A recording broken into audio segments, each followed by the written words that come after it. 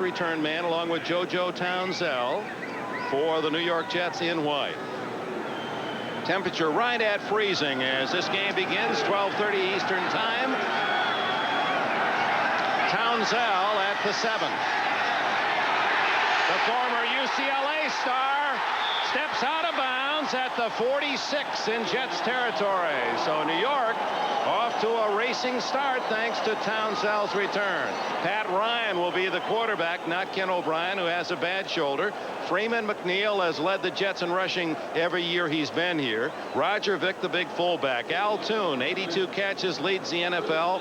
Wesley Walker still has the speed to go deep. And Mickey Schuler, when they're in trouble, third down, look for the ball to go to Schuler. Criswell, Haight, Sweeney, Alexander, and McElroy, the offensive line. From the Jets 46. Play action for Ryan. Good protection. What a catch in traffic by Toon. Oh my, that's why he's leading the league. Hammered as the ball arrived, and Toon latches onto it, and a 15-yard gain. This is a great athlete. There's only one other receiver in the league as strong. That's Jerry Rice out in San Francisco. It looked like this ball went over the arms of Schuler. He thought the pass was going to him, but there's no question it was being thrown to Toon, who did a good job of lassoing it and bringing it down. Oh, number 83 for Al Toon, who had the lead by 8 catches starting today. Ryan comes out throwing. This one off Walker. Barry Krause, 55. The veteran from Alabama on the coverage, and here is the Colts defense. Donnell Thompson, the ex-Jet Joe Klecko got a good hand as he was introduced. John Hamm, the defensive line. The linebackers, O'Brien Alston, he's been a fine surprise. Fred Young, the former Seahawk Pro Bowler. Barry Krause, Dwayne Bickett, who is a Pro Bowler. Willie Tullis and Eugene Daniel in the rebuild defensive secondary. Mike Pryor and John Holt at safety. Nothing there on the run as Freeman McNeil is stacked up. Might have gotten a yard. Center of the defense, and then Dwayne Bickett, 50, backing up Donnell Thompson on the stop. There's Bickett, a Southern California star. You like him a lot, don't you? I really like him. I think he may be the best all-around combination linebacker in the NFL, and his ability to play the point of attack, to rush the passer, and then to get back in coverage. He really does all three very well, Dick. Third down, just under 10. Ryan to the sidelines. Is it a catch for Sohn? No, he was out of bounds. One official looking to the other, and the wave off. Sohn did not get both feet down. Michael Ball and Mike Pryor on the coverage. What a fine piece of work on the sideline by Michael Ball. There's 1 foot down, and it's a good call by the official. And there was the official on the back line, I believe the back judge, who had to come up and make the call. So with the line of scrimmage, the 38, the Jets will not go for the field goal. Although when there's nothing to lose, a team like the Jets, you always have to think fake in any kick formation. They've always had a bag of tricks.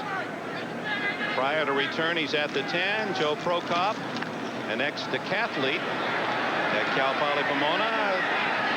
It takes a bounce for the Colts and won't be down until Rose gets it at the 19-yard line. So the Colts will have it in play when we return at the... Joe Walton did not gamble at the 38, and he gets a 19-yard punt. And so the Colts will open in good position. Here is the Indianapolis offense, led by rookie Chris Chandler out of the University of Washington. Albert Bentley, Eric Dickerson, Clarence Verdun, Bill Brooks is their leading receiver. The tight end Pat Beach, Hinton a Pro Bowler, Dixon, Donaldson a Pro Bowler, Utt, and Call.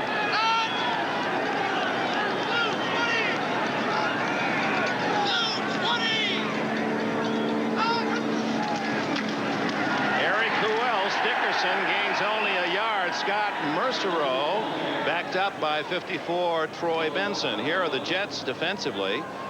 Frey's a rookie, Mercereau and Lyons, the veteran. The linebackers, Alex Gordon, Troy Benson, and Kyle Clifton, they make most of the tackles, those two inside men, and Kevin MacArthur. Bobby Humphrey and James Hasty, a rookie from Washington State, at the corners. Rich Miano and George Radachowski for the injured Eric McMillan. McMillan, the rookie from Missouri with 8 interceptions, will not play today.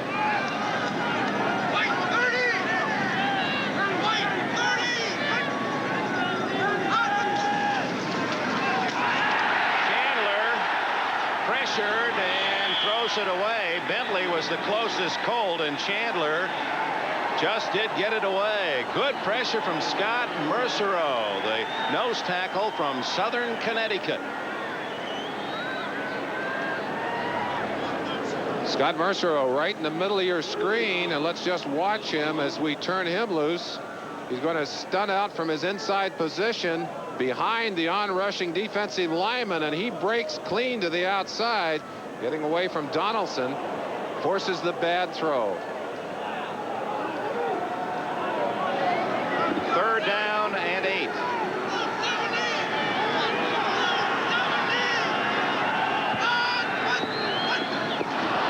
Jets were offside, so it's a free play.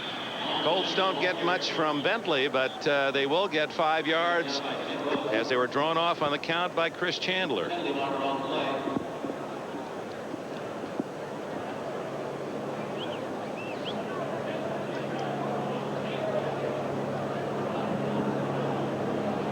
I talked to Bud Carson about his defense. He just shook his head.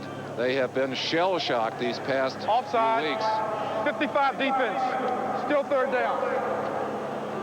No pass rush. That had to be a healthy sign. They did get some pressure on the young rookie on that play, but they have been without a pass rush, and the result is that they have had horrible coverage, shattered the confidence of a young secondary, and it's been a tough week for them this week. In fact, if Mercereau had sacked Chandler, it would have been only the 2nd sack in 9 games by a defensive lineman. They haven't had anything since Mark Gastineau left.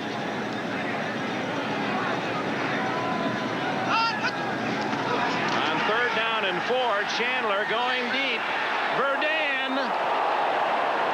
He may have had his sight blurred by James Hasty. It appeared the ball got through and bounced off the uniform of Verdun. They have come off the shoulder pad, and he's running right on the edge of the sunlight there, which is streaming down. Looked to be a very catchable pass. An excellent throw by Chandler. Hasty with good position, but he does not touch the football, although his hand up there may have obstructed the view momentarily. So back to kick, Ron Stark with JoJo Townsell at the other end for the Jets. Perfect spiral. Townsell at the 34. And a flag is down. JoJo Townsell, who had the fine kickoff return to start the game, peels off 16 on that return. Let's see about the penalty. I think it's New Faola, number 30, is going to be called for the foul. He was in a bad position. Looked like he ended up trying to grab one of the defensive players on that play. Johnny Greer. Illegal block. Number 30, receiving team. On the run back. 1st down. So instead of midfield, the Jets will have to start at the 27. So we're in the 1st quarter here at the Meadowlands. 11.5 minutes to go. Going back to that last play, watch Faola on Herod right here, the clip as they start the play.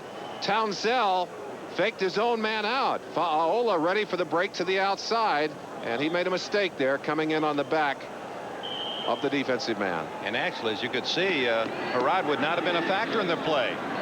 Townsell had already beaten him, but the penalty flag is dropped, and so the Jets start at the 22 instead of at the 50.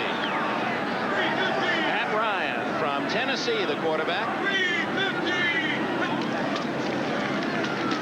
Freeman McNeil. And McNeil has a 1st down at the 39 before Mike Pryor can secure him. Freeman McNeil is a most unusual halfback. He does his best running up inside. Usually the halfbacks run outside. But McNeil with great change of direction and wonderful eyes, wonderful vision. Look how he moves in behind the block of Toon there. Picks up some extra yardage. Freeman McNeil in his 8th year. The previous 7, he's led the Jets all 7 years. He's always averaged over 4 yards per rush. He's averaging 4.3 this year. He's over 800 yards now in 1988. On first down, Ryan to Walker, and a flag is down. Walker, it is a catch, is out of bounds at the Colts 40-yard line. I think the penalty against Indianapolis. One of the things the Jets want to do today is to get the ball downfield to Walker. Holding call against Indy's defense on the play. And Dick, there's got to be some real problems out there for this defensive secondary with that many changes over a 2-week period. 39 defense is declined. First down. Mike Pryor, who did his holding on a baseball bat at Illinois State, where he was an outstanding hitter, drafted by the Orioles, the Dodgers, but elected to play football. 20-yard gain, first down at the 40. To Schuler. What a catch by Schuler. He had the hands on it. Eugene Daniel nails him. The ball pops free. Schuler's concentration and hands in the right spot. You never give up on the football if you're a good receiver. Schuler, 82, top of your screen. The ball gets away from him here. Now watch what happens as he hits the ground. Never lost his concentration. You gotta love that about a guy like Schuler. He is one fine tight end. That's his 64th catch of the year and extends his consecutive streak at 78.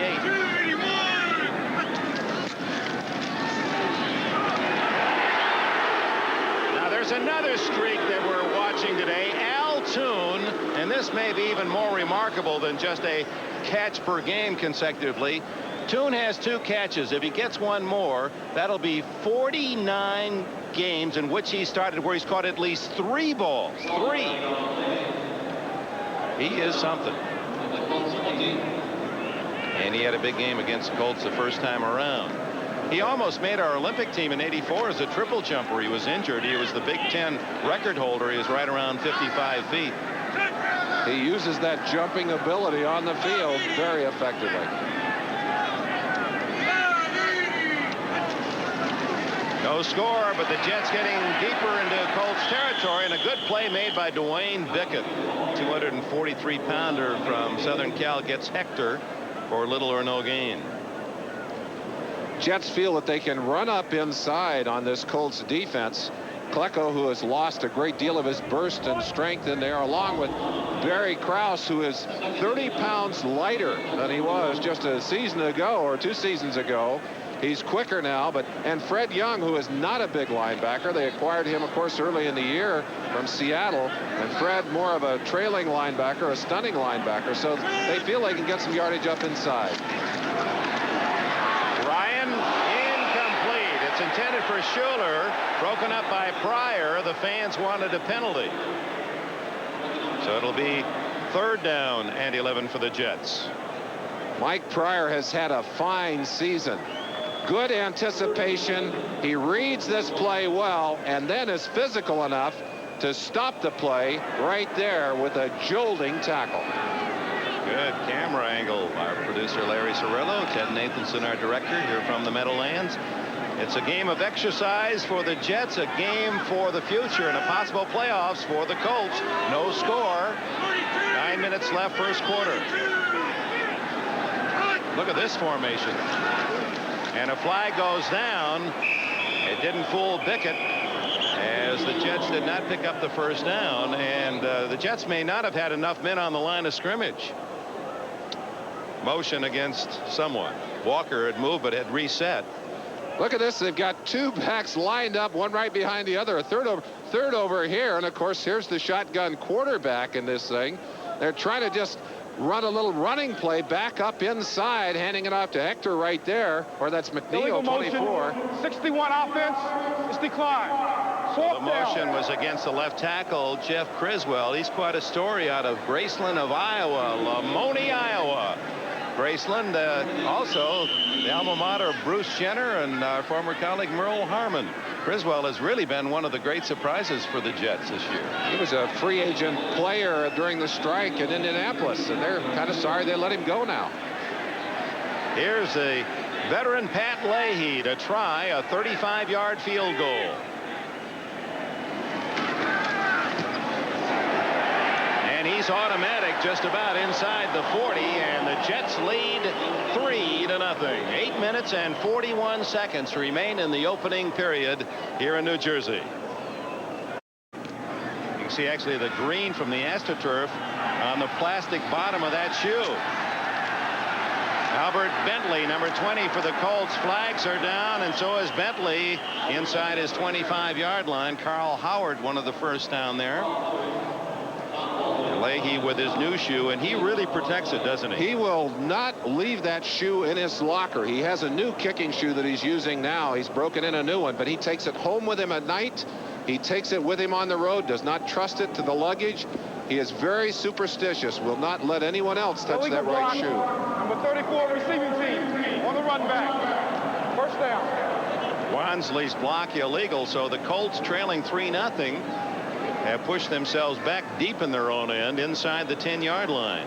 Is that just because kickers live up to the reputation of being a bit different? Sometimes the elevator doesn't stop at every floor for some of those guys, or is Leahy just he just believes so much in that shoe that if he did lose it, it would affect him? Well, I think confidence is the key, and he has confidence as long as he's got his gear together. He doesn't want to mess with anything.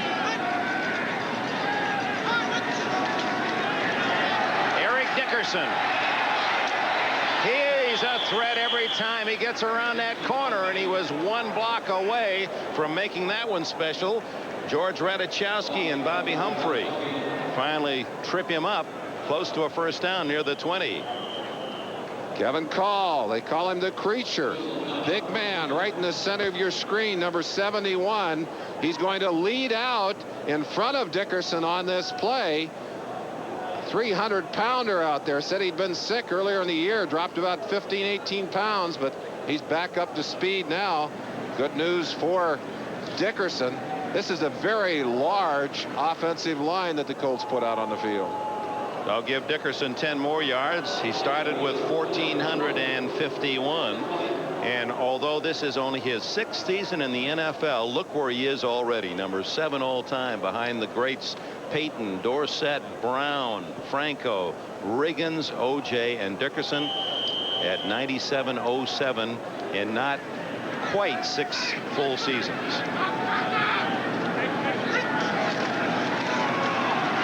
Dickerson again. Not much there. No gain. Marty Lyons, number 93, in the thick of that one. One thing about Dickerson, he's not leaving the ball on the ground this year. He's only fumbled once in the last 286 carries. Ron Meyer very proud of that fact and said we really do work on it. We talked to Eric about ball security and tell him, look, it's more important for you to hang on to that football than it is for you to get that extra yard or two. And a lot of times that's when Dickerson lost the ball, is when he was going for that extra yardage.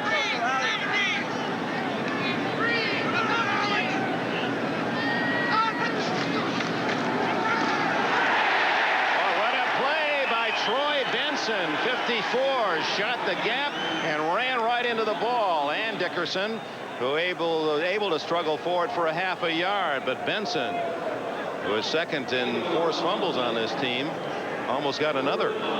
Look at this hole closing so very quickly.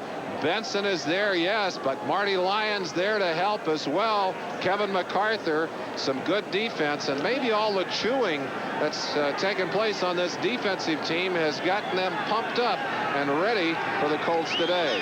Now Chris Chandler in a passing situation.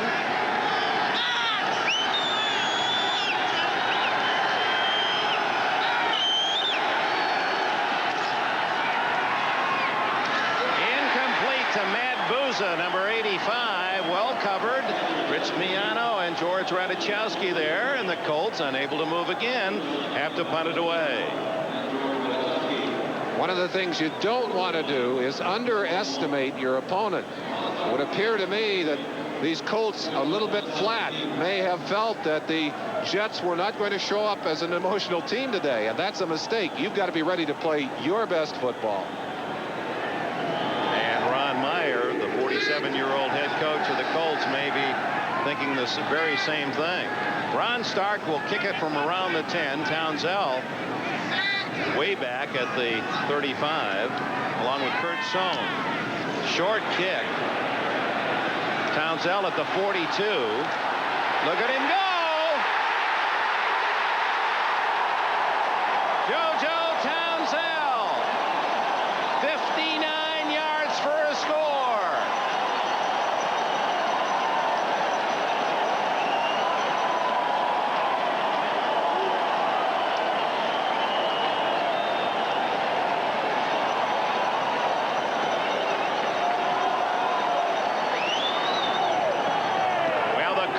Stark, only a 37-yard punt, and worse than that, it was low, so Townsell had a running start upfield with no one around him, and I think he went in untouched. No one even got to him, and I think what killed the coverage, as you said, there was no hang time, and everything was out of tempo. Joe Townsell has shown right from the opening kickoff that he was going to be a factor today, and now has delivered as Leahy tries the point after. That was a good hold on a bad snap by Pat Ryan. It's 10-0 Jets early. Now the Colts, hoping to keep their own chances alive, have fallen behind 10-0 to the Jets in this first quarter at the Meadowlands. Short kick. Bentley at the 11. And he can't make it to the 20. And the Jets getting an early lead, and that's really firing them up as underdogs at home. Let's go back to Townsell's return for a touchdown. Townsell coming right up the middle. Look how he just picks it up. Now here's the safety man right here. That's Stark, the kicker. Watch what happens to him. He's frozen there. No chance. Just a fingertip on Townsell as Townsell catches that short punt and then just explodes to give himself an opportunity to break it into the end zone. That would have been a 6-pointer even in touch football. No one got two hands on him. 59 yards. He had one last year, 91 against Seattle.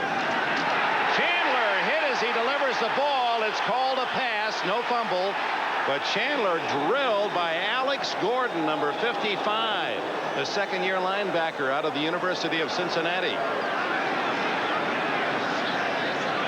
Chandler heading for the sideline.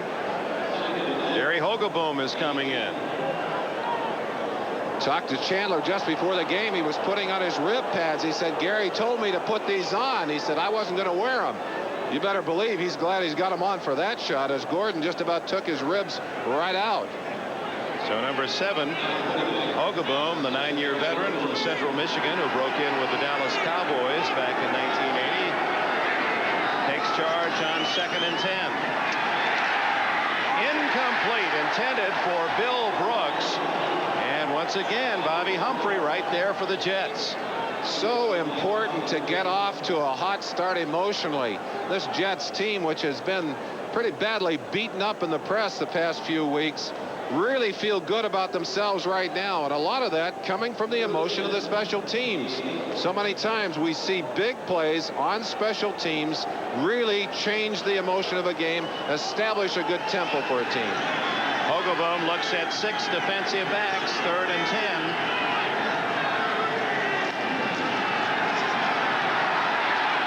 Down the middle, almost intercepted by Kyle Clifton. And the Colts 3 downs and punt as the defensive coordinator, Carson, no pass rush whatsoever, absolutely none. He said last week, we're not an NFL caliber defense, but he's found a way today, at least here in this first quarter, to harass the quarterback. Well, and they're happy about that. I want to tell you, the happiest guys on the field right now, the defensive secondary. Good defense for the pass is rush plus coverage. You got to have both. The Jets finally getting some rush here today. Stark again punting, and JoJo Townsell has been barely able to swallow the smile from his last experience. Gets another chance. Another dying kick, but it goes to Kurt Sohn. And Sohn is at the Indy 47.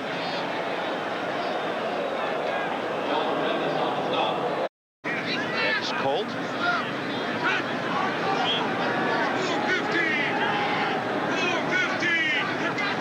Second down and 14. Intercepted, but he can't stay in bounds. Eugene Daniel read that one perfectly, and but for the sidelines, Daniel had a sure touchdown. His momentum carrying him foot out of bounds right in front of Joe Walton on the Jets bench. Daniel's second interception this year. Back in '85, he led the club with 8. That gives him 20 for a career and almost a touchdown to go with it.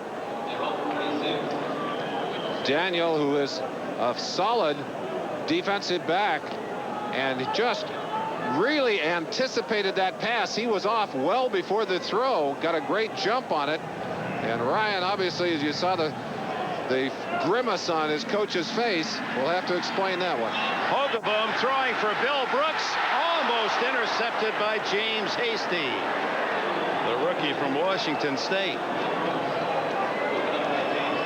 It's a real Washington State flavor in this game. Hasty for the Jets. Pat Beats, the tight end for Indianapolis, played there. And then the man who will quarterback the wishbone if Meyer goes to it, Ricky Turner, also played with the Cougars in the Palouse country.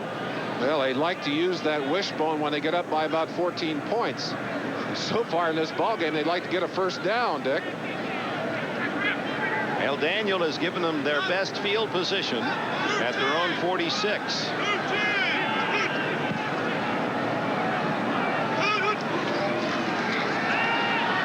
Hogeboom. Intercepted by MacArthur. Kevin MacArthur went right out of the hands of Matt Booza and fell into the lap of MacArthur. The man they call Pop Gator has his first interception of the year. I really believe that there should be a way of showing statistically that this is not the quarterback's fault. It is an interception, but it's one that should have been caught there and bounces right into the hands of Kevin MacArthur. That's not Gary Hogeboom's fault. That's Matt Booza. He had it in his hands and let it get away. Now MacArthur happy about it all as these two teams have traded interceptions. And the Jets from the 50. Ryan. Incomplete. Joe Klecko was the man applying pressure on the quarterback. There he is. They say the man, when he was playing for the Jets, he's wide as Park Avenue. Klecko with a smile. You see that big smile. I said it has to be special to come back here. He said it is, but it's awfully strange.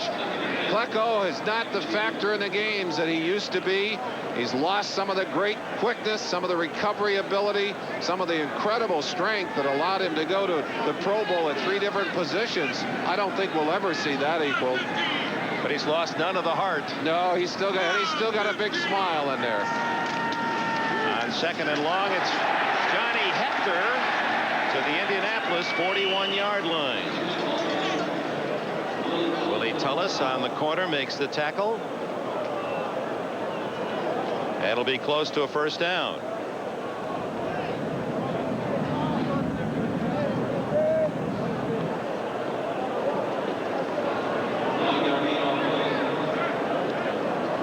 So the Jets enjoying outstanding field position, plus a punt return by JoJo Townsell for a touchdown of 59 yards, leading 10-0 with 4 minutes left, first quarter.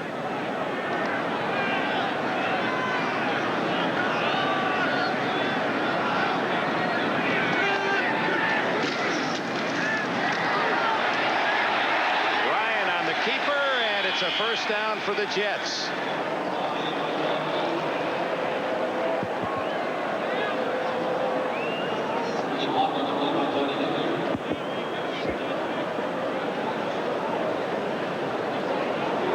At the 36-yard line, first down, New York.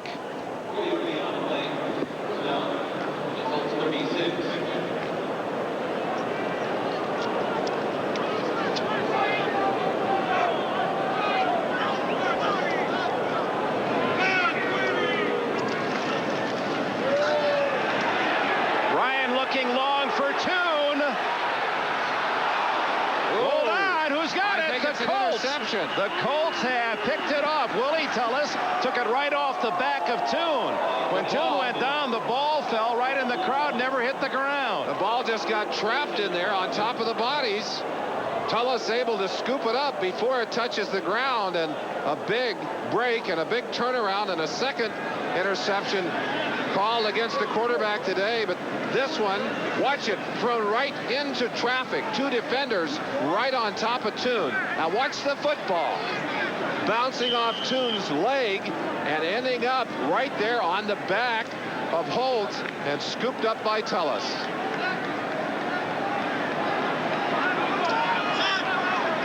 Hey, with the right kind of music and commentary, that makes the pregame show. That'll fit right in with the pregame. Here's Dickerson. Colts trail 10-0. Alex Gordon, once Dickerson stopped, it looked as if he had thoughts of reversing his field, and Gordon there to hit him for a loss. Jets had talked early in the season about the fact that they knew they were a young defensive team. They were going to make mistakes. They took the gloves off this week, and both Carson and a number of his assistants very critical of the way they'd played defensively. They have come out with a vengeance here today. You would expect that kind of emotional play from the men in blue, not a team that, well, when we saw them yesterday at practice, it was solemn at best. The Jets out of the picture, but certainly making it miserable on the Colts early, as Dickerson unable to find that little flat pass. Again, Gordon trailing him. 2 minutes and 16 seconds remaining, first quarter, and the Colts trail the Jets 10-0. Jets are not a come-from-behind team, so a quick start very important to them. The Colts like to control the football as well. They've been able to do it with Dickerson in the past, but they have just one first down so far in this ballgame. 0 for 9 passing as a team. And Hogeboom looks at 6 defensive backs. We're waiting for word on Chandler's injury.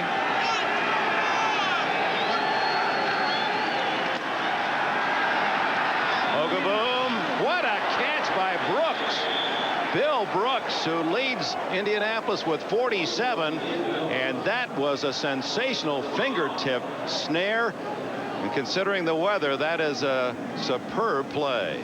One of the things you ask about these receivers, do they have the courage to go inside and catch the ball in a crowd? Let Billy Brooks show you the answer to that question. Oh, that's a terrific angle to appreciate his role in giving the Colts a first down at their 35-yard line. Brooks, who played at Boston University. Dickerson to Brooks, the reverse, and they have blockers. 50, 40, and Clifton finally makes the tackle down inside the 30-yard line of the Jets.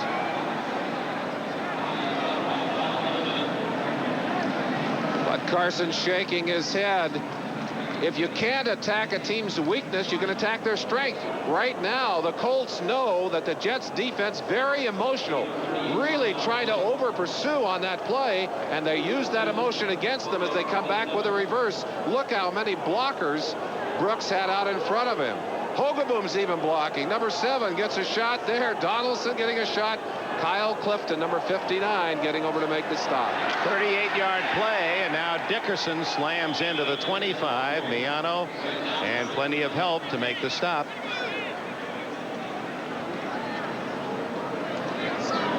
First time Indianapolis has been on the Jets' half of the field. Dickerson had 58 yards against the Jets in that earlier game that the Jets lost. But he's a kind of back that you can hold down. You maybe hold him down for a quarter, maybe hold him down for a half. If they keep giving him the football, at some point, he is going to break away and hurt you.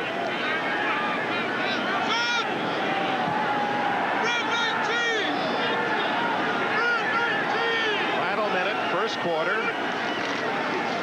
Hogeboom over the middle to his tight end Boyer, and he's inside the 10. He fumbles. The Jets have recovered. Now, was he down? Benson falls on the ball, and Hogeboom and the Colts are arguing that Boyer was already down. But is he down from contact? I think we ought to look and see. I think he was, in fact, on the ground, but did he go down from contact or from his own momentum? He's pushed right there. Let's see now where the ball comes loose. Is that knee down? Maybe we got another angle. Hard to tell from that angle. Very close. It's a sign of the times. 1988, 8 different Colts pointing at the scoreboard saying instant replay in charades, and I'm sure they are reviewing it. They are looking at it. Maybe we can see it again. And again, replay must show irrefutably that he is down before that ball breaks loose. See nothing from that angle. Maybe we can go back to our previous look. Miano was the man who makes the tackle. There is contact. There's the contact that initiates the tackle. Now, is his knee down when the ball comes free? Watch his right arm. Here's the stripping action right here from the back coming across. Well, if I had to make a choice, I'd say his knee was down. I don't think you can reverse it on the basis of what we see from that.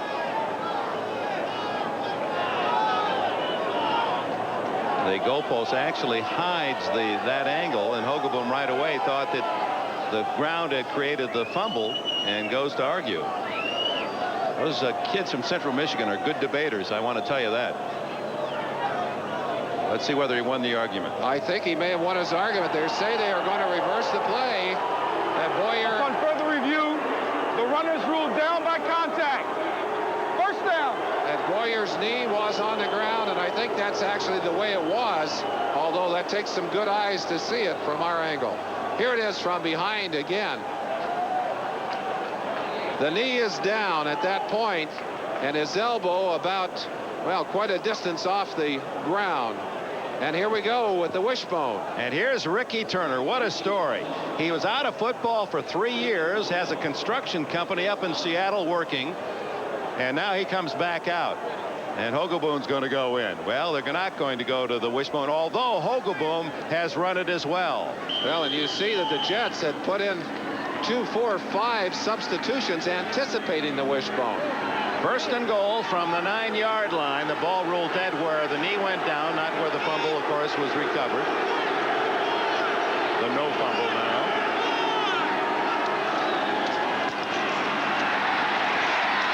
Eric Dickerson for the touchdown. Oh, did he take a shot as he crossed the goal line? Might have relaxed just a little bit, and that really angers the Colts, and we have a mild skirmish. Alex Gordon almost decapitated Dickerson, and the Colts very quickly out there to show that they were unhappy with that hit. Dickerson with his 14th touchdown run of the year, and after crossing the goal line, he really took a pop. You don't need to tackle a man when he's in the end zone. As soon as that ball goes into the end zone, it's all over. And let's see what happens at the end of this play. Remember, it's 55. Alex Gordon.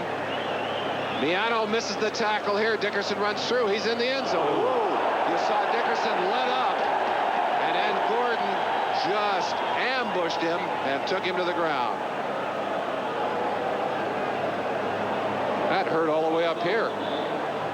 Dickerson, who has taken his share of blows through the course of his career, as any great runner will, has been able to really fight off any serious injuries. That may ignite that Colt team, too. That's right. That could really work emotionally in reverse and spark the Colts, who now have it at 10-6.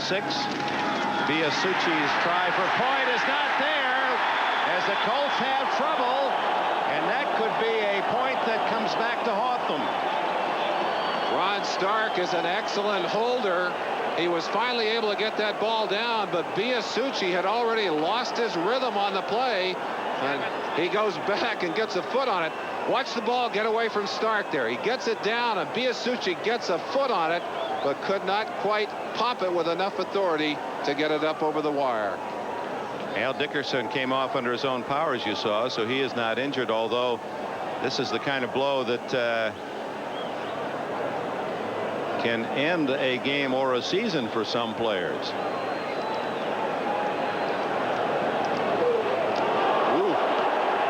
I don't think he expected Gordon to level him. He eased up. You saw Dickerson just ease up as he's in the end zone. And then, boy, I tell you never want to anticipate that someone else on the other side is going to let you go through there without getting a shot on you. That was really a unique drive by the Colts, as you see Dickerson, who every time he carries the ball, every time he scores, is parading with the giants of yesteryear of this game. On that drive, you had a 3rd and 12 when Brooks made that sensational catch in traffic for 17 and a first down. Then you had the reverse, 38 yards by Brooks. Then you had Boyer's catch, fumble, no fumble, that ruled in favor of the Colts. Then Dickerson scoring from 9 out and really crushed in the end zone. And then Biasucci, with a rare time in the NFL, you see a missed extra point. It's 10-6. And we haven't even gotten out of the first quarter as yet. Final seconds. And JoJo on the run to the 29-yard line this time. Jeff Herrod makes the tackle, and that's the end of the first quarter at the Meadowlands with a score: the Jets 10, the Colts 6. That's the end of the first quarter. Our score is the Jets 10, the Colts 6. You wouldn't believe the stuff my dad had to do to get his hands on his dream machine. You name it. It's Reggie McElroy, number 68, the right tackle for the Jets. He's their nominee in the Super Bowl preview talent contest. Freeman McNeil to the 36-yard line. Of course, there's worlds of talent, and who knows what might be found by our executive producer, Michael Weissman, and that'll be part of our coverage from Miami on Super Bowl Sunday, searching for the best talent. And this is serious, and I know the players who are involved are serious about it. Singers, dancers, magic, read poetry, write poetry. Hey, you were on a talented team. Look at this. Fred Dreyer made it. Hey, Merlin Olsen made it. Hollywood. Rosie Greer. Hollywood, man, Hollywood. That was Hollywood, but this is the Jets. McElroy for the Jets. Ooh. McNeil to the 40. That's close to a first down, a flag down. Good block in there by Mike Haight, the left guard. And Haight, who's had a chance to play because of injuries to Ted Banker, has really made progress here. Face mask call against the defense. This Jets line improving. Criswell is starting to play well. Defense, first down. And of course, Dave Cadigan finally getting healthy again, but probably will not see any action until next training camp. But of course, they become a much better line when they put him back into the mix as well. That's right. Cadigan, the #1 draft pick this year, the Jets, and Criswell has done so well at tackle. They're talking now about moving Cadigan back inside at guard. He played both guard and tackle with the Trojans. You saw that big smile on Klecko's face. He likes what's happening out there so far. 116! 116! Matt Ryan to McNeil, and McNeil into Colts territory. About 8 more before Bickett can drag him down. It was Bud Carson who brought the classic side saddle approach for the nose tackle. Here's Klecko, and you see him line it up across the grain, but watch the way they drive Klecko out of this play. He really has lost a lot of the strength that made him such an outstanding defensive lineman. The Jets just pushing him out of the way. Good job by Sweeney and Alexander on that play, double teaming Klecko. Now Klecko lined up pointing in the other direction on 2nd and short. And Roger Vick slams for a first down. In the old days, remember a comment made by Blair Bush, the Seattle Seahawks center. He used to call Klecko's block the Klecko skate. He said he hit you so hard you looked like you were rolling back on skates. He didn't quite have that pop anymore. Again, you see the double team beginning to push Klecko off the line, and Jets using a good mix of plays. One of the things Joe Walton has always done. There we go. There's Carson talking about last year's Klecko. Freeman McNeil on first down to the short side of the field, where Fred Young, who was a very expensive acquisition of the Colts, a couple of #1 draft picks to get him from Seattle. The old days, as we take an NBC flashback to Joe Klecko and the green and white of the Jets. Sack exchange, he and Gastineau in their prime. Boy, they really did create havoc for the quarterbacks. Marty Lyons, Salam. We saw him play one of the greatest games ever, and then the start of the injuries, the knee injuries that really slowed him down. Well, of course, those braces on the knees now continue to be a reminder of all of those injuries that he suffered, and they do take their toll. Good play action on second down. Ryan going for Walker, intercepted. Willie Tullis has his second. And Tullis tackled from behind by Hector at the 23-yard line. So Indianapolis has its third interception of this first half. And the Jets have been very good about protecting the ball on the pass. But the Colts have the hat trick early. Ryan able to look the safety off, and I think figured if he got the safety off, he could make the completion to Walker. But Walker does not get away from Willie Tullis. You see, they had the safety beaten. He was late arriving, but that was just great anticipation and a great job of coverage by number 42, Willie Tullis. So Daniel with an interception, Tullis with a pair.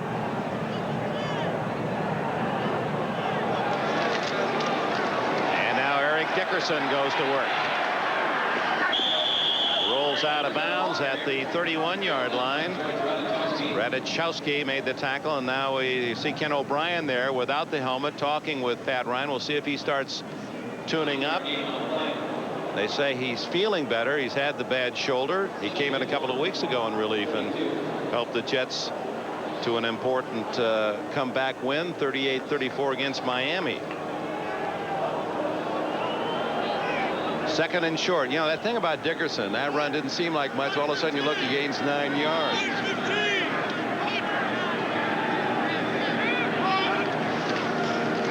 Dickerson again. And a good play by Kevin MacArthur. Now the Jets appear to be gambling, Merlin. They're just daring Chandler and Hogaboom to throw. They're going to stack it up against Dickerson. Well, everyone has been doing that. They're putting 8 people up on the line, and of course, the way to give Dickerson trouble is to force him to run laterally. And that's exactly what they were able to do. Stopped up things inside. Dickerson turns to the sideline and is tackled for no gain. Yeah, when you think back of Dickerson and his really long runs, they're usually those ones where he's at full speed going up the middle, and all of a sudden he's by the linebackers, and those safeties don't have a lot of luck one-on-one against him. On third down and 5. It's to Bentley, and he has a first down to the 41. Albert Bentley from Miami of Florida, and what a terrific player he is. I think of the guys that really live in shadows of outstanding stars, Bentley may be one of the best. He's a relative unknown, but before Dickerson arrived, he had gained 631 yards last year. We've got the wishbone on the field. Ricky Turner. Strange on first down. He gives to Wansley, the fullback, and he's out to the 44. I'll tell you the story about Turner, number 12. He's out of football for 3 years. He played in Washington State. There he is. He's not as big as they say, 6 feet and 190. He said he gets a phone call from Pat Beach. He played with the tight end Beach at Washington State. Beach says, I just recommended you to Coach Ron Meyer to come back in the NFL and play as a wishbone quarterback. He says, how long is this joke going to go on? Come on. He said, no, we're serious. I think you could do it. And Turner said, all right. And now he's got himself a chance to make some money and maybe stay with this club. Hogaboom back in after just one throw. Wow. Dickerson hammered by Paul Fraze and Kyle Clifton. It's almost as if someone said, here's the open door, go get him. When you don't have anything to lose, you can just go ahead and attack. And that's exactly what this Jets defense has done today. They've turned people loose. Chance to watch Paul Fraze. Here he is right here, middle of your screen. Would turn him loose. 91 right there, just ducks inside his man, and going around a block like that will often get you in trouble. In this situation, it got Fraze a big play. Third down, 11, and that's intercepted by Hasty. James Hasty has his 4th of the year, and it's first down Jets at the 32. This is a new Saturday afternoon game show. Can you intercept this? 9:39 left in the first half. The Jets 10, the Colts 6. With Merlin Olsen, Dick Enberg at the Meadowlands Giants Stadium. We'll have action for you again tomorrow from the stadium on NBC as Kansas City and the Giants involved. Roger Vick on the swing is out to the 35-yard line. Let's go back to that last interception. Boy, that was an easy one. Quarterback's decision is to throw the ball. In other words, to make the good choices to win the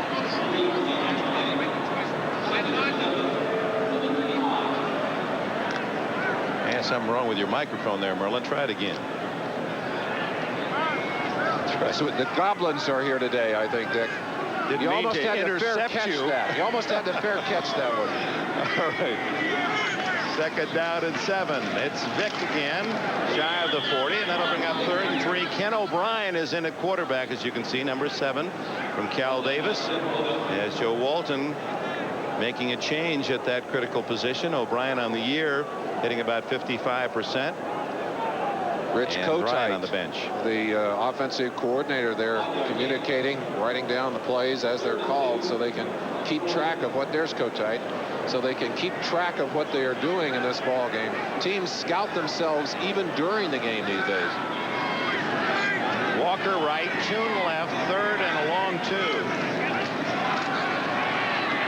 O'Brien, tight end Billy Griggs, and he has a first. Fumbles the ball. Was it after the whistle? Yes, the whistle had sounded.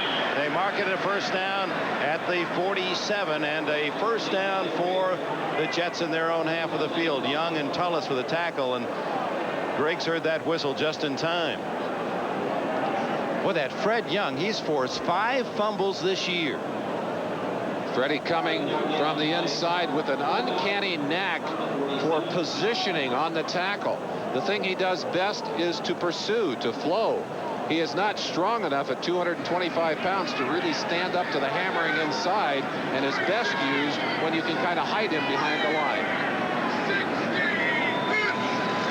O'Brien tosses to McNeil, and McNeil unable to hit the corner as O'Brien Alston, a 10th round draft pick from Maryland, made the stop. Klecko going after Mickey Schuler, and I think Mickey may have hit him in a way that Klecko's saying, "You're after my knees, man. There's no way." Joe is still furious with Schuler, and I'm sure Mickey's saying, "Look, Joe, I'm not trying to cut you." There, he's pointing the finger at him here.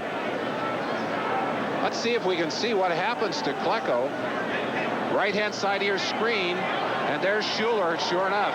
Schuler just trying to cut him down and really backed off on the play, but when you've had as many knee problems as Joe Klecko, you're more than a little bit sensitive about your knees. Yeah, there's nothing evil or of nasty design on the part of Schuler. Klecko knows that there isn't much left down there. On 2nd and long, Hector met by Holt. And the fans thought there was a little extra activity out of bounds. No flag. Gain of a couple.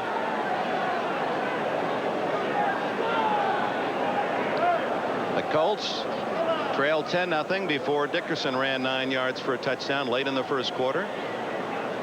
Here's what the crowd was awing about, and I think it was actually Hector who created the momentum there as he just released his feet and went to the ground. Got to be very careful when you're handling somebody out of bounds like that. You don't have to do too much to get a yellow flag. Walker split left because of his one good eye and one legally blind in the left eye, so he usually lines up to the left because he can look back with the good eye, the right eye. And the Jets will spend a timeout. Word from the Jets bench, Billy Griggs with a separated shoulder will not return, and Chris Chandler with a bruised shoulder for the Colts, injured early in the first quarter. Jets lead 10-6. Kenny O'Brien's first pass. Incomplete to Tune. That would have been his 3rd to keep that streak alive. Mike Pryor made the hit. We've seen Pryor time 2 hits today on sure receptions. and ends up knocking the ball away. Look at that, timing it just at the moment when Toon is trying to put that football away. Boy, that is excellent defensive play. Not much you can do when a defensive back hits you with that kind of timing. Joe Prokop, the left-footed kicker for the Jets. Bill Brooks inside the 15. And down at the 21-yard line. John Galvin, 51, got an early piece of him. 36-yard kick and an 8-yard return. You can see 6 minutes, 16 seconds left in this first half. Stay tuned for NFL Live at halftime.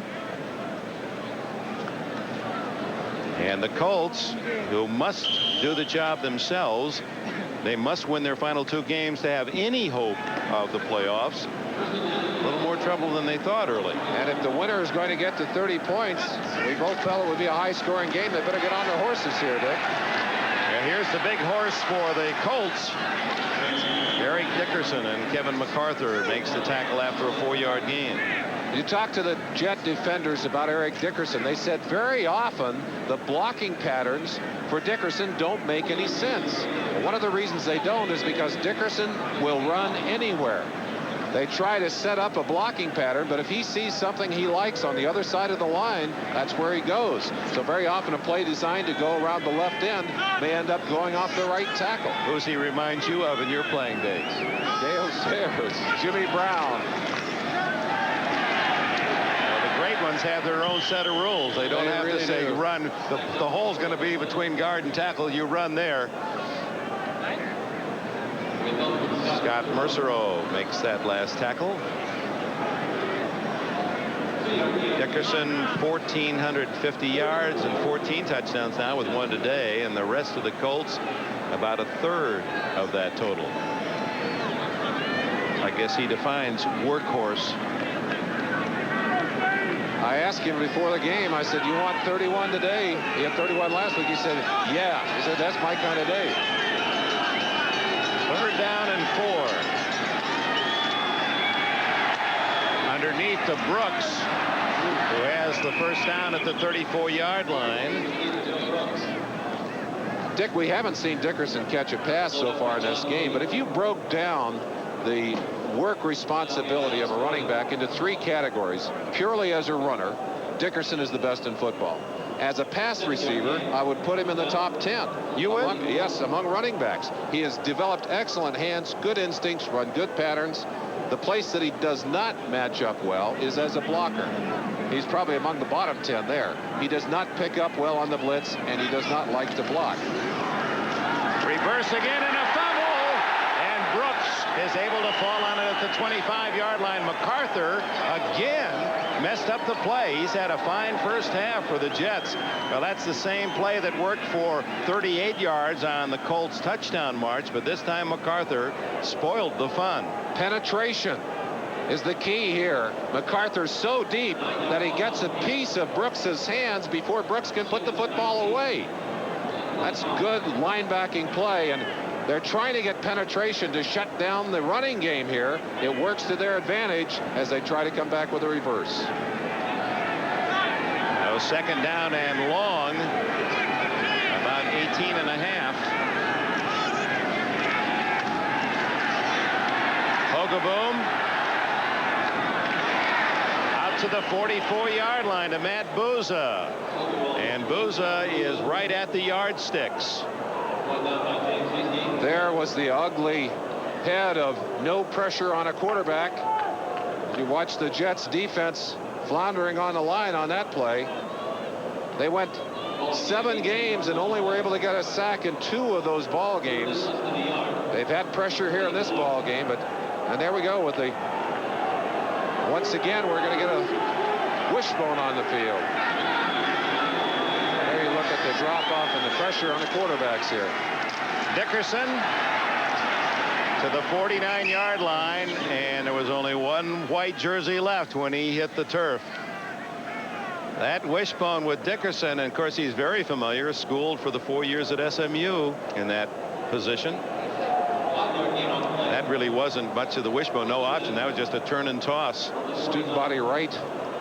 See how many people we can get out in front of Dickerson. Turner actually will try and get a block here himself. Watch him, number 12. He gets up there and throws his body in there. An ambitious scheme. What Ron Meyer said, he told him, you're indispensable. That's it. Open up another can of quarterbacks. What's happening here? George Wansley shaking his head. He didn't know where to go on that one. And that is the 2-minute timeout. 2 minutes left, first half. Challenges. We're going to hear Clarence Verdun. He's the Colts representative in the second half. Hogaboom unable to hit and connect with Albert Bentley as MacArthur and Benson there to break up the play with 1:55 left in this first half. The Jets still lead 10-6. The ball just shy of the 50-yard line, and it's third down Colts. Colts have used all three of their quarterbacks under 1/3 completions, and the Jets 6 for 14. No touchdown passes. We've had five interceptions. I mean, when was the last time you saw no TDs and 5 interceptions? Hogaboom changing the play and then throws to Dickerson wide open. One man to beat for a touchdown, and Eric Dickerson is galloping for the score. Now that was a call at the line of scrimmage, and when you go back to it, you could see Dickerson come up when Hogaboom audibled. He came up and patted Hogaboom on the back as if to say, this is the hot play. There's no one to cover Dickerson as he went through the line, and an easy 50-yard score. What a nice touch pass by Hogaboom. Had to hang it out there, just like he hung it out there on a rafter so Dickerson could wait and run underneath it. So the Colts, for the first time in the game, take the lead at 12-10. There'll be plenty of time for the Jets. 1:46 left as Biasucci, who missed on the last extra point as the exchange was botched. No trouble this time, although he does just skid it through on the right side. It's 13-10. Indianapolis leads. 1:46 left in the half. It's an all-or-nothing situation. If you don't get to that quarterback, you're leaving yourself vulnerable to that kind of play. Interestingly, Dickerson, that's his first touchdown reception in 5 years. Now you're going to ask me why I think he's a great receiver. I really think he is a tough receiver. And when he came to the Rams, he was not a great pass receiver, basically a runner. But he worked very hard to develop his hands, and he has excellent hands, and he's a good pass catcher. Well, he's the second receiver on the Colts squad. Brooks had 47 coming in, and Dickerson second with 28. So in 4.5 minutes, the Colts take the lead on a 79-yard drive, and Dickerson has his second touchdown of the day, a 9-yard run, a 50-yard catch. Now, JoJo Townsell, part of this first half has been his in terms of the spotlight. And it's kicked toward him at the 15. Not this time. Out to the 24-yard line. Michael Ball, number 31, made the tackle. Well, at halftime, what's ahead? Frank DeFord's essay. Whoa, it's a big Frank DeFord halftime. FD. Mayor of Buffalo. Hey, they're going to Frank. name a street after him up there. Come on. Yeah. And Gale, oh, what a game tomorrow. How important is that game? Houston and Cincinnati for both of those teams, especially the Oilers as they fight for the playoffs. So stay with us at halftime.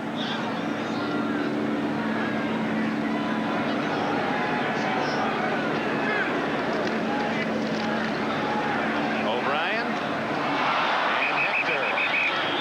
The old run before you catch it problem. Johnny Hector is a very dependable back in a situation where he can get out into space, where he has a little room to operate. That instance wanted to do things too quickly. First things first, catch the football, put it away, and then run.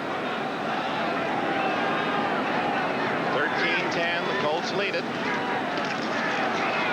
Same play. And Hector tackled from behind, but not until he had the first down at the 42-yard line. Bickett again. I wonder if Hector will go back to the huddle and say, I did it right that time. I got one chance to do it wrong and one chance to do it right.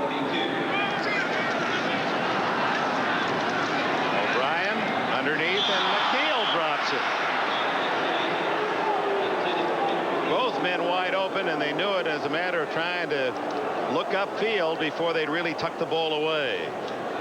Donnell Thompson may have touched that football a little as he got good pressure from his left end position.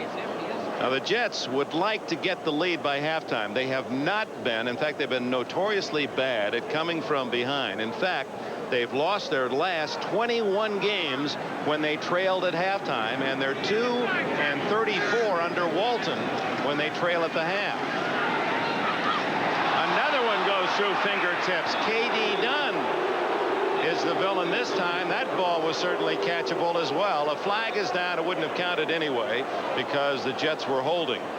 Dunn, who is in that game because of the injury to Billy Griggs, does not get a lot of playing time. Bottom of your screen, number 80.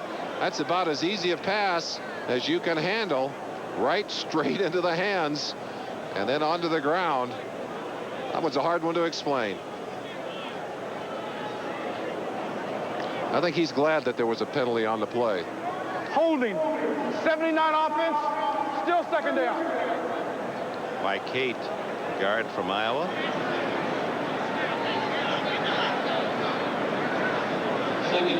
Ball marked back to the 32-yard line. Second down and 20 for the Jets.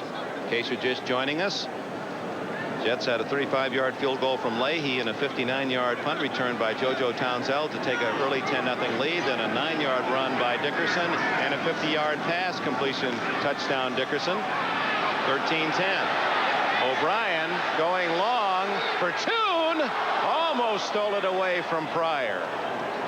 But again, a pass in the first half where we've had 5 interceptions, 3 by Indianapolis, 2 by the Jets, that was up for grabs. Trying to take advantage of the great leaping ability. Toon has about a 42-inch vertical leap, but that's Pryor again. And how many times today have we seen Mike Pryor timing his play perfectly? We mentioned at the start of the show he's moved from free safety to strong safety. He is out of position today, and yet he has just come through with some outstanding plays here in the first half of this game. I told you about his baseball talent. He was a center fielder in baseball at Illinois State.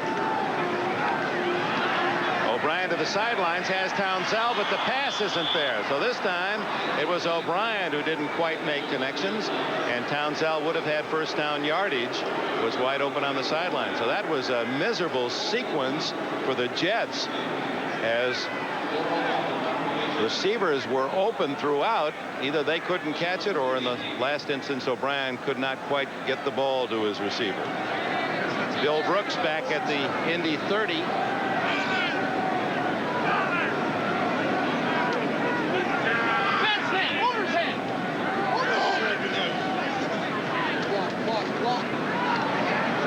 Scuffs that one. And Brooks has it at the 34-yard line. Well, let's look at the lineup tomorrow on NBC. Cincinnati at Houston, a huge game. Kansas City will be right here at the Meadowlands against the Giants. And the Raiders at Buffalo carry some interesting consequences as well. Then Pittsburgh, a spoiler at Houston last week, goes to San Diego. Be with us at 12:30 Eastern Time for NFL Live. The Oilers and the Bengals, the big game. Tech coming into this ball game. And a reminder that we'll be down in Miami in late January for Super Bowl XXIII. Yes. Well, and at least the Colts still alive for that, although they do need a lot of assistance. Boom, inside handoff to Bentley, and he's out to the 47-yard line with 41 seconds left, and now 40. The Colts will spend a timeout. They lead 13-10. They have good field position. Apparently they're going to go for more.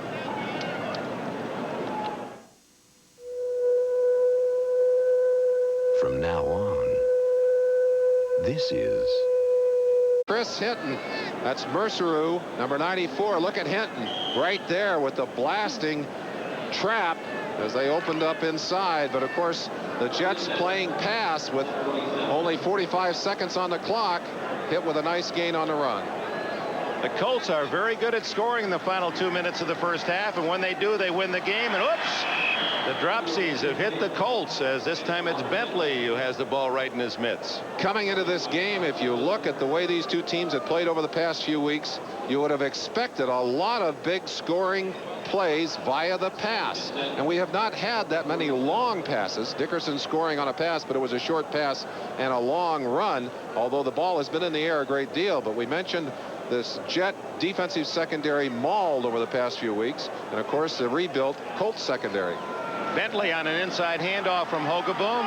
Some nice running, and he pays the price at the 46 of the Jets, shy of the first down, and timeout Colts with 29 seconds left. Interestingly, a very important number in this game, 29. Eric Dickerson, and we might just expect to see him get the call from Ron Meyer. 7-yard gain on the play. When you played, let's go back to, with the trap play and the fascination of play calling, and when you were in the middle of the line, what were the tips to you when you thought a trap was coming? I mean, they tried to trap you a lot, I know. Well, very often you have a sense of over dramatic linemen who are trying to show you that they're doing something. You say, no, not going to buy that one. Overselling. Sometimes it's overselling, and other times just by the way they walk to the line, I knew what the play was. And sometimes I knew what the play was when they broke the huddle. It's funny. You just knew what the play was before it was ever run. College basketball right after our coverage of the Jets and Colts. The Temple Owls and one of the great collegians, Mark Macon, the freshman of the year. Temple #1 team at the end of the regular season last year against the team that won it all, the Kansas Jayhawks. That'll follow us immediately following this game. Marv Albert and Al McGuire.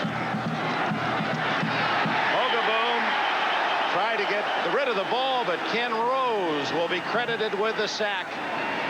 Back at the 45 of Indianapolis. You bet he's happy. They haven't had many sacks to celebrate on. Look at that. Rose, a 205-pound linebacker, and they've tried every combination. 5 linebackers, 2 linemen, 4 linemen, 5 linemen.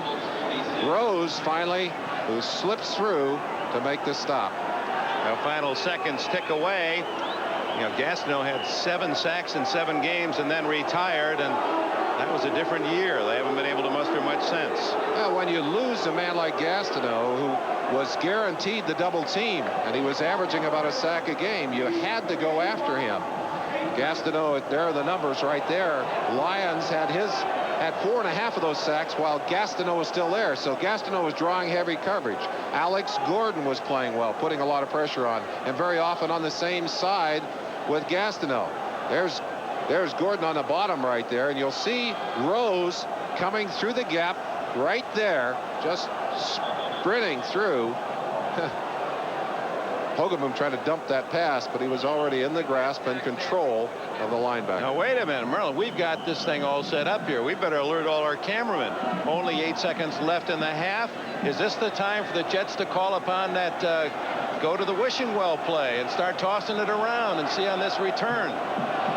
Well, he did it last week. I'm not afraid to throw all the stops out. How many guys? 11 guys? 11 different guys touching the ball? Oh, I guess the Colts are just aren't going to kick it here. Hogeboom loud. No, the Colts are another sack. The Colts are going to try a little razzle down. That might have been interesting had Dickerson gotten the ball, because the field was really spread out for him. Paul Fraze getting in on the action here. That was just a 3rd down. So now the 4th down, and with 4 seconds left, the punting team comes on.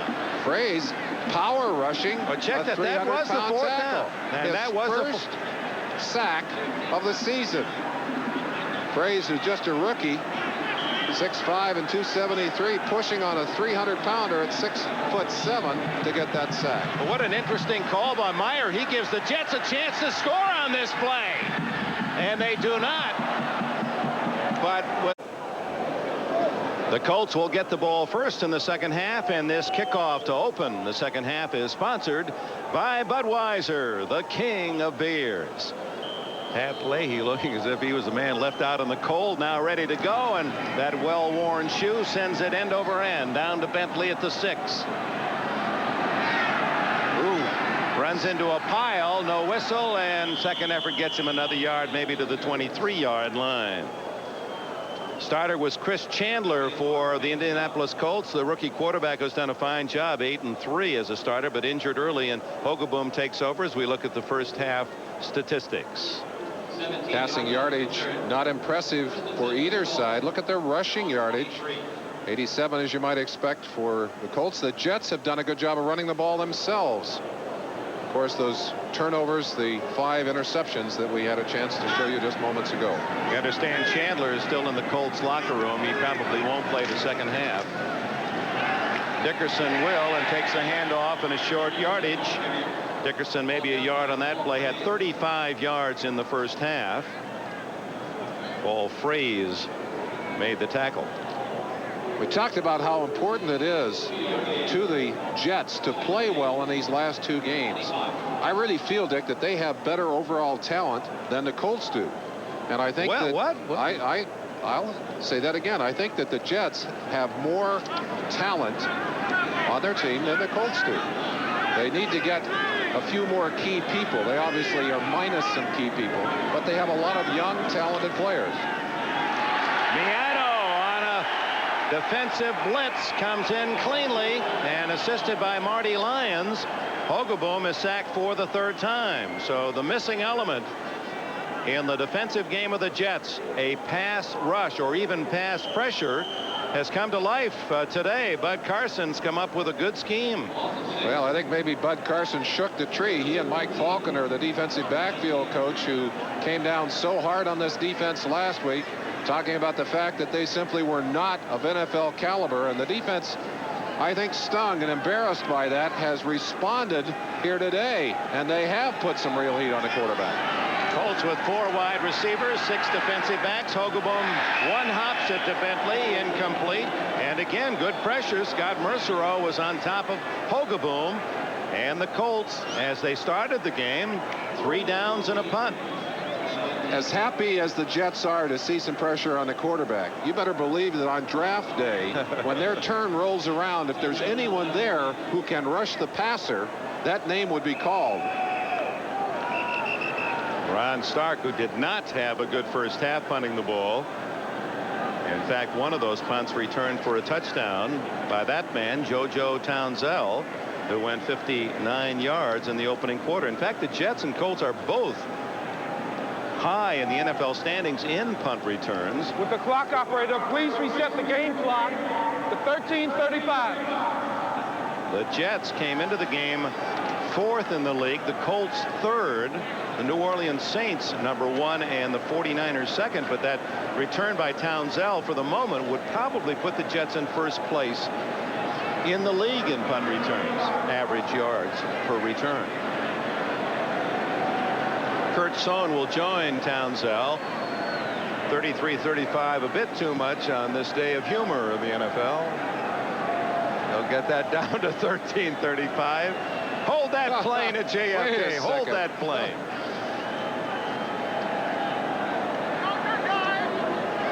Bad news for the Colts.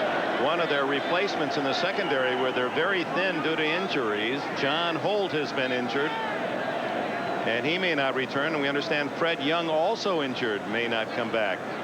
Well, here's Chandler out of the locker room and warming up, trying that injured shoulder. And they got a revolving door on that locker room. They're moving them in and out. And of course, the most dangerous part of that is an already thin secondary cannot deal with many more injuries. 9-man rush by the Jets. And Starks kick, a floater. Townsell at the 45. And JoJo with an 11-yard return to the 40 for the Colts. Orlando Lowry, 59, one of the tacklers. Let's watch Townsell as he, well, that's got to be a moment. You're trying to catch a difficult ball and knowing that the pressure is coming, doing that dance, getting those feet ready before you move upfield. 37-yard punt, 11 yards on the return, and the Jets, trailing only 13-10, begin on their first series of the second half in Colts territory with Ken O'Brien at quarterback. Freeman McNeil ducking under John Hand's high tackle. He picks up a few.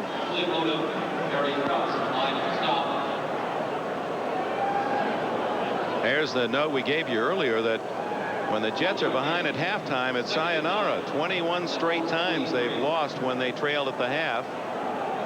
And they've won only twice when behind at the half in Walton's career at head coach. Is that like flipping a coin? Do your odds improve each time? I think not. That's not the kind of stat that you like if you happen to be Joe Walton. And there's another factor, Merlin, as Toon makes his third catch of the day, so that extends his streak. Al Toon, 49 consecutive starts. He's caught at least 3. Right side of your screen, number 88. Well, which direction did he want to go? I guess really protecting his legs. So important to have awareness to know when you're in a bad position. And a player who is not capable of protecting his legs and protecting himself does not survive many NFL seasons. First down at the 34. McNeil, who equaled Eric Dickerson's rushing yardage. They each had 35 yards in the first half. Picks up about 6 on that play before Donnell Thompson can make the stop. Both these teams with some bright young talent, and one of the people that you have to look at and say, now this guy is going to be a player, O'Brien Alston, a 10th round pick. I think the steal of last year's draft. Especially difficult to block on the running game. When he learns how to play against the pass, he is going to be something special. 6'6" and 246.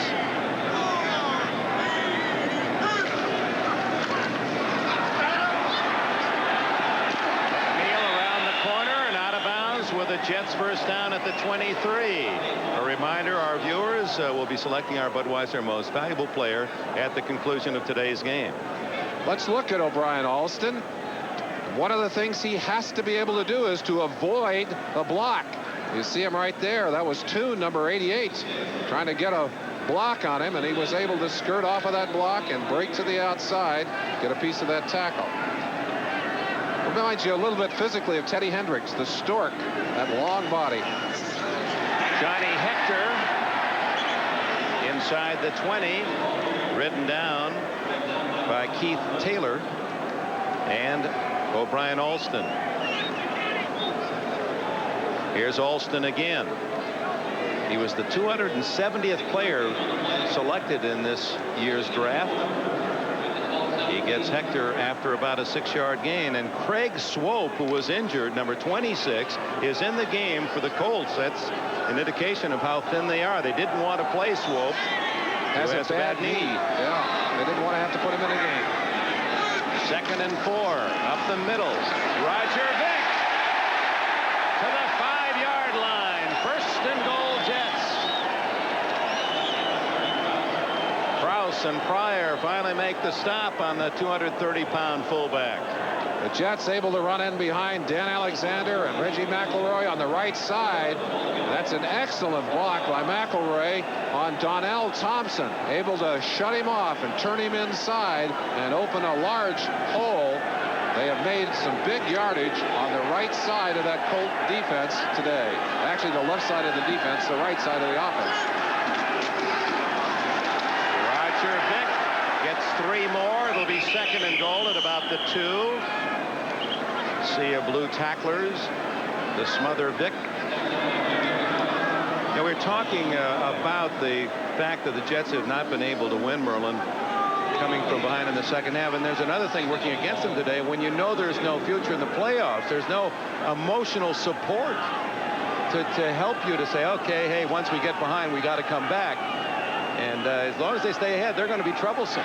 They really are. The Jets have lost so many close games of late. They really don't feel like they don't feel like a team that's been bounced out of it. They feel that they've had some bad luck, and they have. Here's Hector. Noses down to the 1-yard line. 3rd and goal. Swope and Daniel, 2 defensive backs to pinch him down. Again, running to the right side, and they feel that they can move Donnell Thompson, number 99, out of there. We mentioned that they are confident of being able to control on the inside. They'll go to the four-man line here and try and get into the gaps, shore things up.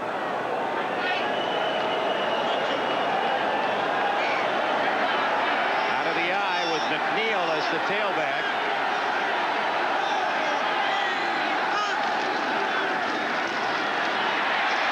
McNeil, touchdown. A flag is down in the end zone.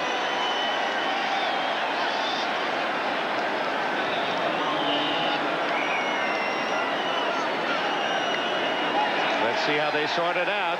The Jets are indicating it's against the Colts.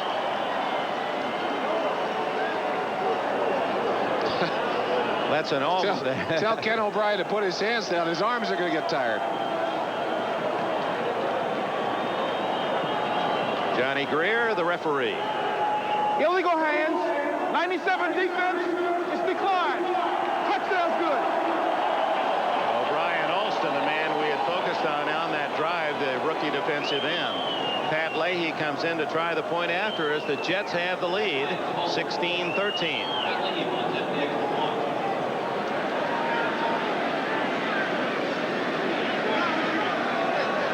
Leahy was the NCAA most valuable defensive player as a soccer star at St. Louis University back in 1969. Adds the extra point, and the Colts concerns continue. They trail by 4 early in the second half. You hear the thunder, the call of the road. No time to wonder. You gotta Leave it to Pontiac to give you the driving experience called Grand Prix. And leave it to Pontiac to guarantee it. get on your Pontiac and ride. Take 30 days after you buy your new '89 Grand Prix to make sure it's the ride of your life. If it isn't, bring it back. Your selling dealer will give you full credit toward another new Pontiac. Grand Prix. Rebuild excitement. Guaranteed.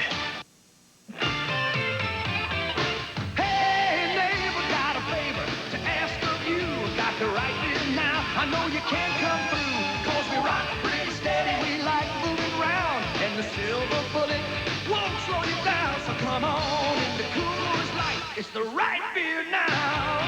Right now you're drinking right. So keep drinking it right. Come on in the Coors Light. It's the right beer now.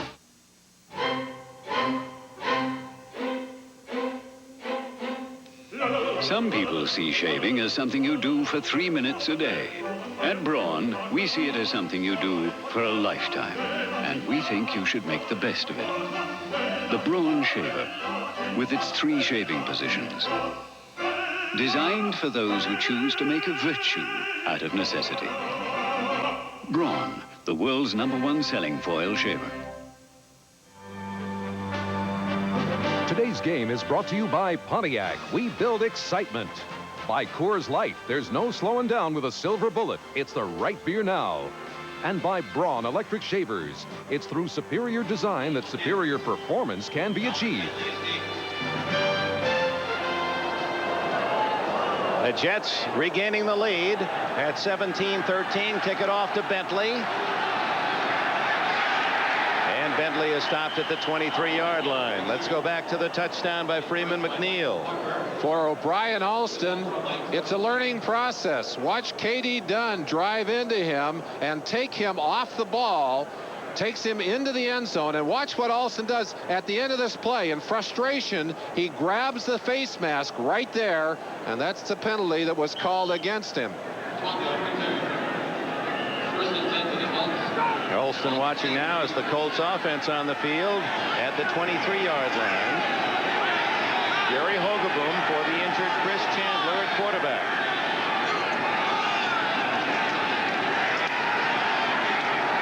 And the throw for Booza, intercepted by Hasty.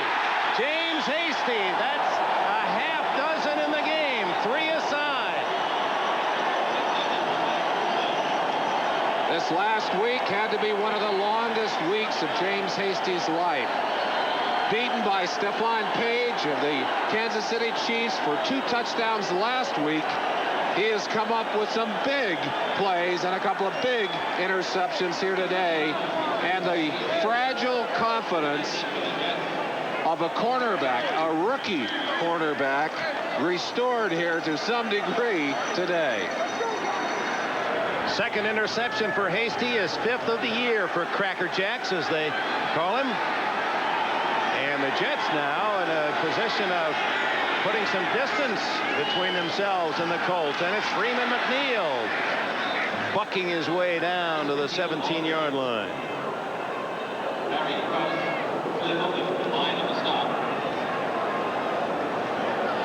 Well, they're a long way from the record going back to the old AFL days. I'm glad I didn't do that ball game. I can remember a game early in my Ram career when our quarterbacks were intercepted 4 times in 1 quarter, though. So we were not a very good team in that year, I might say. On 2nd and 6, Vick has running room. And Mike Pryor, again, who seems to be in the thick of everything, came up to cut off the corner close to a first down at the 11-yard line. Very important to get good backside pursuit. O'Brien Alston coming from the backside with good speed, but he cannot catch up. Well, yes, he can. Not until Roger Vick is slowed up anyway. And Vick, I talked about Freeman McNeil being an unusual halfback, liking to run inside. Vick's an unusual fullback, runs very well outside. You'd think it'd be the other way around. First down for McNeil. Slithers down to the 7. Cliff Odom, number 93, was playing for the injured Fred Young, one of the inside linebacker positions, made the tackle. Odom in 85 and 86 was the Colts' leading tackler. And then they, of course, acquired Wayne Bickett, and now Fred Young and Odom on the bench. A lot of people that feel that he should be on the field, like some that feel that he is the better of those inside linebackers and should have an opportunity to play more. Jets can make a first down at the 1 without a touchdown. So on 2nd down, it's Hector. Upended at the 5. And there he is, Cliff Odom, along with O'Brien Alston. And Joe Klecko hurt on that last play, down on the ground. He really took a shot from Ray Donaldson, the center, I believe. Collapsed right to the ground and has not moved. And a timeout. Jets leading and looking for more. It's a Radio Shack Merry Christmas. We saved $20 on a great gift for the whole family. Radio Shack sale price cordless phone, just $59.95. We can make or take calls anywhere around the house. Susie's always proving you can use it in any room. The redial button is a must whenever Carol's trying to get through to her mother. In fact, it's perfect for anyone on the move. Merry Christmas, honey. The ET393 phone, sale priced for Christmas, only at Radio Shack. You hear the thunder, the call of the road. There is still an affordable car that's exciting to drive. Pontiac Le Mans. There is still an affordable car that comes well equipped right from the start. Pontiac Le Mans. In fact, Le Mans is backed by our new 3-year, 50,000-mile bumper-to-bumper plus warranty. And if you're a qualified first-time new car buyer, you can still get one for just $57.99. Pontiac Le Mans. Pontiac. We build excitement.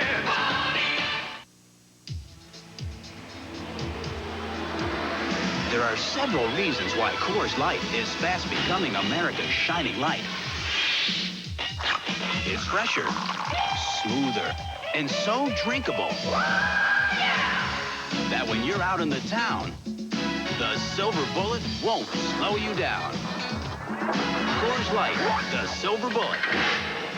For all the right reasons, it's the right beer now.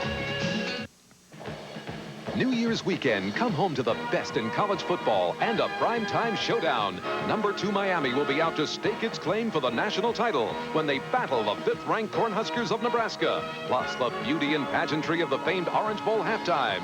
Championship Monday, the best bowls are on NBC. Klecko is okay, left under his own power. It's 3rd down, 4 for the first down, 5 for a touchdown.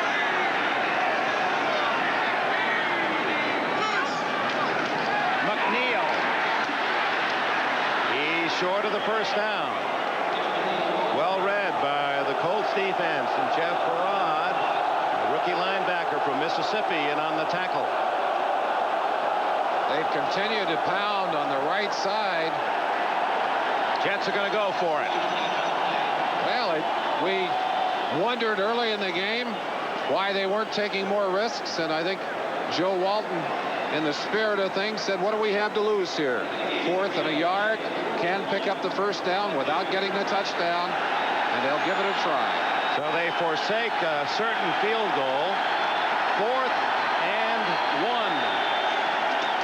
Same play. Better results. Hector for the touchdown.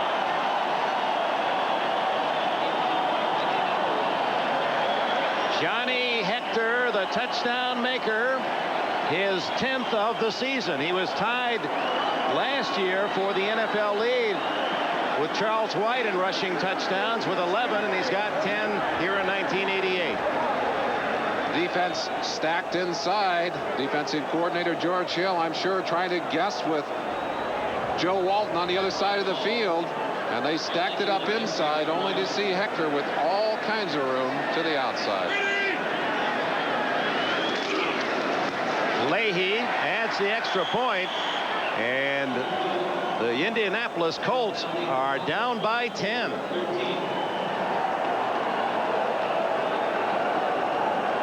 And with that extra point, it goes 24-13, an 11-point deficit, staring the playoff hopeful Colts.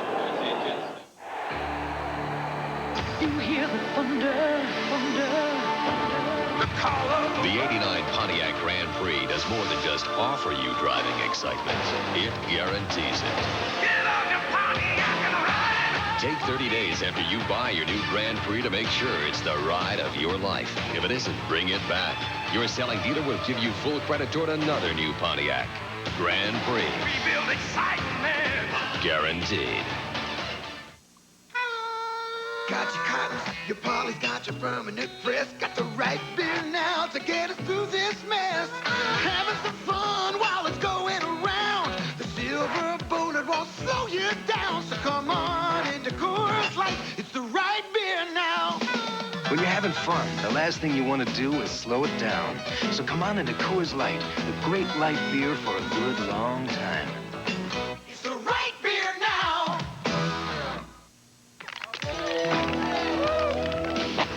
There's finally a little guy that does everything the big guys do. Introducing Minolta's Maxim 3000i, the world's smallest, most affordable autofocus SLR. The first easy little camera that does it all with any lens. And big camera technology in a small body means results that are absolutely incredible. The big little Maxim 3000i. Only from the mind of Minolta. Today, the Temple Owls battle the 1988 national champion Kansas Jayhawks. College basketball, it's the stuff Saturdays are made of on NBC. Johnny Hector with his 10th touchdown and a 24-13 Jets lead. The kickoff to Bentley. Oh, Albert Bentley. Solid hit by 51 John Galvin, the rookie from Boston College. Well, for the Colts, it's getting serious for them and their fans back in the Midwest.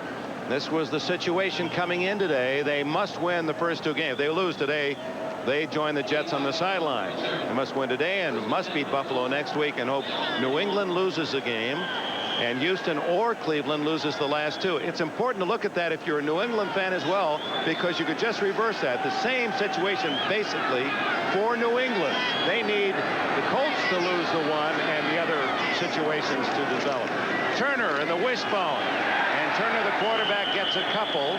Paul Fraze, 91, made the hit. Got to wonder at Myers' reasoning for putting this on the field, except that perhaps his confidence in his quarterbacks disappearing, thinking that perhaps a changeup, go to the shotgun and see if you can't shake it up a little bit, get things moving. But he's not afraid to move quarterbacks in and out like most other people put in a running back. Feel the temperature dropping. It was around 30 degrees at kickoff. The pass to Brooks. And he's out of bounds at the Jets 37, and a flag goes down. May have been a face mask. So the Jets, predictably, figuring wishbone, they're going to run the ball. And Ricky Turner, not a strong arm, but certainly an accurate one, as he finds Bill Brooks. What a great job of conning the receiver, Bobby Humphries. 32 yards. Right there, he just waits, playing man-to-man. The ball taken right off the top of his shoulder. Beautiful, beautiful job by Brooks. A very veteran kind of play by the receiver. And Radichowski with the piling on. Personal foul, unnecessary roughness. Number 25, defense. First down. So there was method to Ron Meyer's madness as he got the Jets to concentrate on the running game and then went over the top for the big first down, and the bonus comes on the benefit of a very silly defensive foul. Becomes a 47-yard play, 32 on the pass and 15 on the penalty. Still in the wishbone, and it's Turner, and a flag goes down as he's tackled at the 15. Scott Mercereau.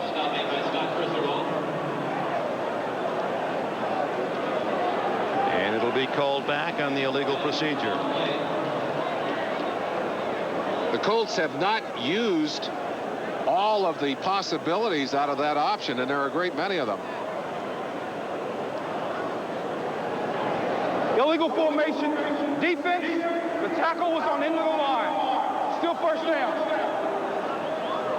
Coming into this game, they'd used the shotgun 64 times for 329 yards and 8 touchdowns. 2 of those TDs in short yardage last week. By Turner, but rarely had they used it in the middle of the game unless they were ahead trying to eat the clock.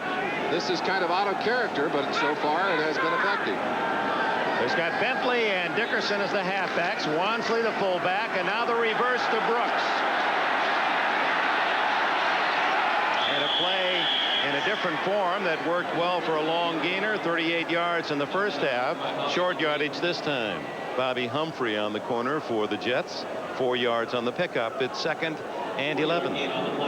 Well, the first reverse of the day was a very profitable one. The next 2 have been much less profitable. Fool me once, what's the old saying? Ricky Turner, he's fooled some people. Played a couple of years at Toronto in the Canadian Football League out of Washington State. As we said, 3 years in construction in Seattle, and now he's really trying to build something important. A comeback for the Colts, who trail by 11. Going to pass again. And has to eat it. That'll go as a sack. Troy Benson, 54, knocks him out of bounds. And George Wansley is slow getting up. And look at all this pressure on the quarterbacks from the Jets today. We mentioned they had 5 of the last 7 games without a sack. Now they have gotten pumped up here today defensively. So the Colts in Jets territory, but moving in the wrong direction. Timeout, 3:32 left in the third. Somebody ordered a knish. Where are you? No, I haven't been good. Get it up. Service, please. At the 2nd Avenue Deli in Manhattan, they recently added something new to the menu. Pass me on the bag. The phone number of their Marotta fax machine. Another fax. 2 pepper steaks, 1 hot. The guys say that before they bought the Marotta, things were pretty hectic behind the counter. Just a second, darling. Don't you see I'm busy? Marotta fax machines. It's the right beer for winter fun. Silver blades, funky shades, and a downhill run. It's the cool way of getting around. The silver bullet won't slow you down. So come on into Coors Light. It's the right beer now. To the good life, yeah. Good life, yeah. So come on into Coors Light. It's the right beer now. Feel your pulse pounding, your temperature right. The Le Mans series from Pontiac. They're not your average little imports. They're quick, responsive, and above all, exciting to drive. Get on your Pontiac and ride. Hatchbacks, 4-doors, Sport Coupes. With Le Mans, the choice is yours. They're all very affordable, and that's kind of exciting, too. We build excitement. Sunday, the NFL plays here when the Bengals battle the Oilers. Before your team takes the field, our team hits the air. NFL Live. Wansley hurt as Kevin Call will push Paul Fraze into the back of his legs. Watch the play here.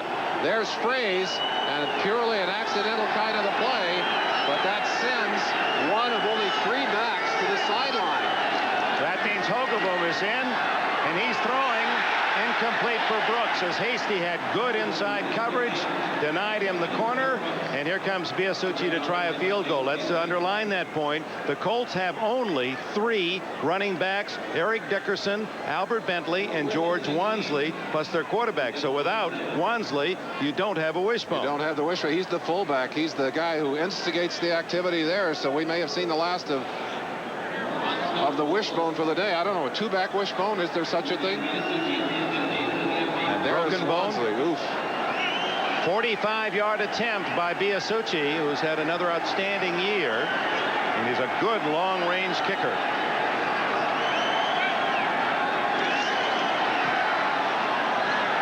It is good.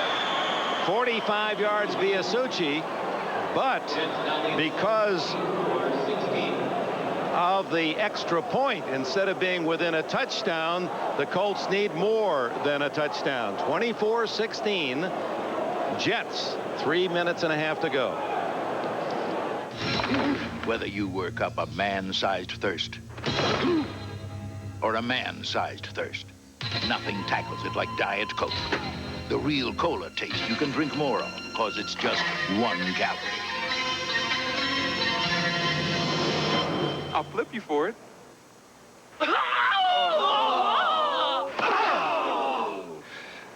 Heads again. Just for the taste of it, Diet Coke. Bring on the city, bring on the night. If you like to drive, the '89 Grand Prix is a car you're gonna love.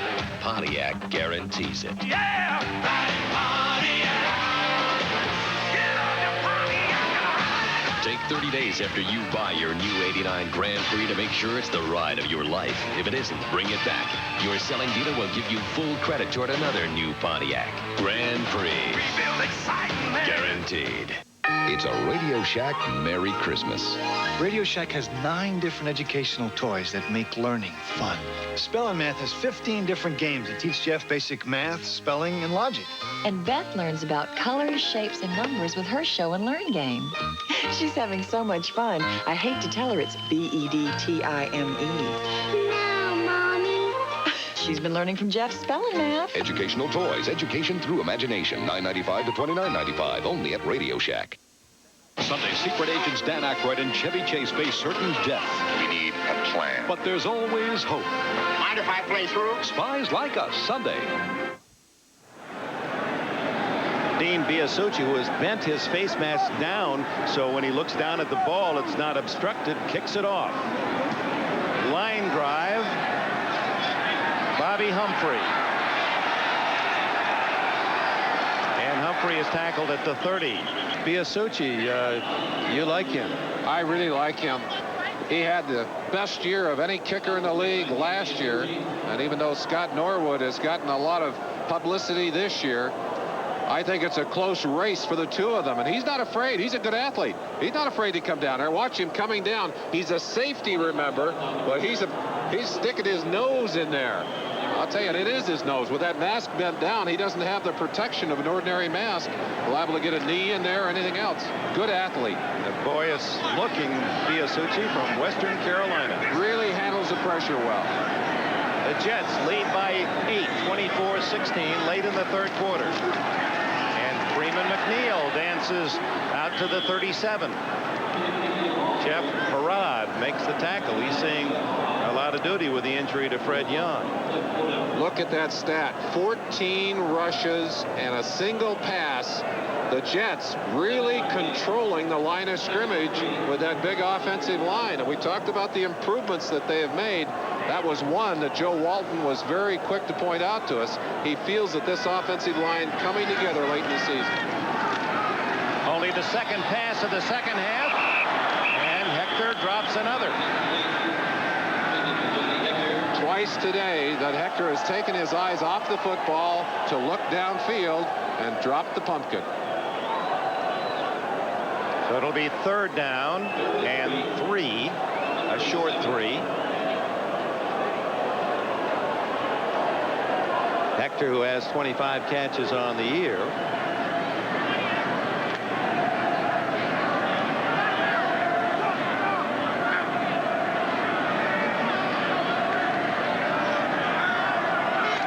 Tune in motion, and O'Brien in search and finds Schuler. His key 3rd down target. Pryor with yet another tackle. A busy man in the deep defense of the Colts, but Schuler has the 1st down at midfield. Well, we saw Mickey Schuler in Miami earlier in the season. He was coming off a severe neck burner, a nerve situation that had taken a lot of the strength out of his arm. He's still battling with that. You sense the pain here coming all the way across. Well, you look at his numbers over the last 5 seasons. There's no one in the NFL as a tight end who has done a better job of corralling that football. No one close. 319 catches in the last 5 years. McNeil fumbles, but it goes right back to Schuler. Schuler on cue there to fall on the ball to gain more Jets yardage down to the 42. Just a final note on Schuler's problems with his neck. He said that his strength is still about 80% of normal, but the pain has, a lot of it is diminished. Let's watch the ball squirt here. 39 Mike Pryor, who's made so many big plays on the day, but very alert defense, very alert play by Mickey Schuler.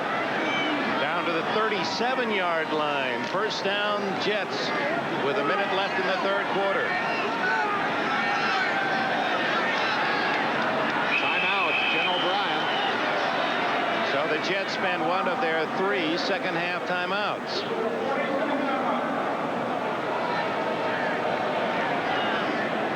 Joe Walton, who calls the plays and sends in the plays with his running backs. Boy, that reminds us of the game we had last week in Los Angeles when on that sideline Stan Reeve was furious about a timeout called by the Broncos that he didn't feel should have been called, and it wound up being a major factor late in the game as the Broncos lost 21-20. Yeah, they did. And Walton angry about something that was taking place on the defensive side of the line. Pointing out to the defense and really going after the official. Joe Walton, who has a 190-pound tight end, broke in 1957 in the NFL out of Pittsburgh, University of Pittsburgh. Played defensive back early in his pro career. Don Shula and Joe Walton were the cornerbacks with Washington. Not for long. O'Brien. Fumble. Oh, what a lucky play for the Jets.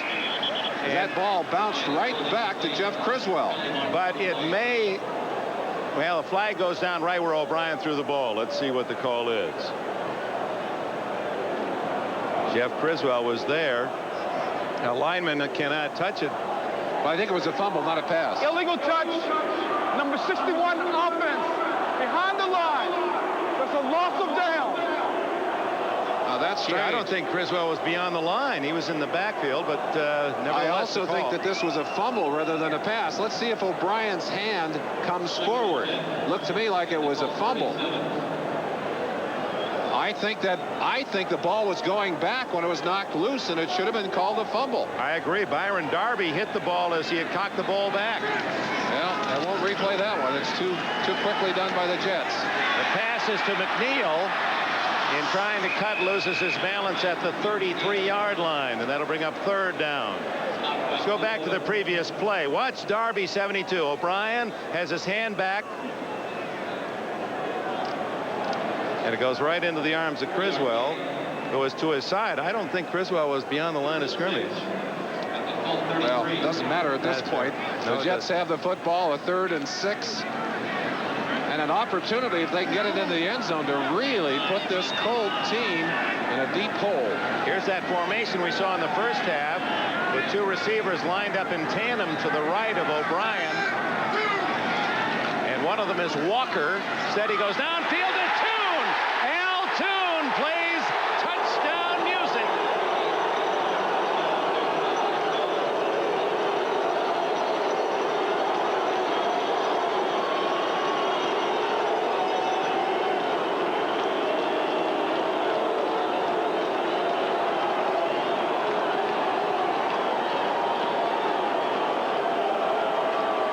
One of the things that has to frighten you when you have put together a secondary that has been patched up, as this Colts secondary has been patched up, an unusual formation that requires adjustments on the field, and if you don't get them, you may well get that kind of big play. 33 yards for the score, and a new Jets record for Toon. Leahy adds the extra point.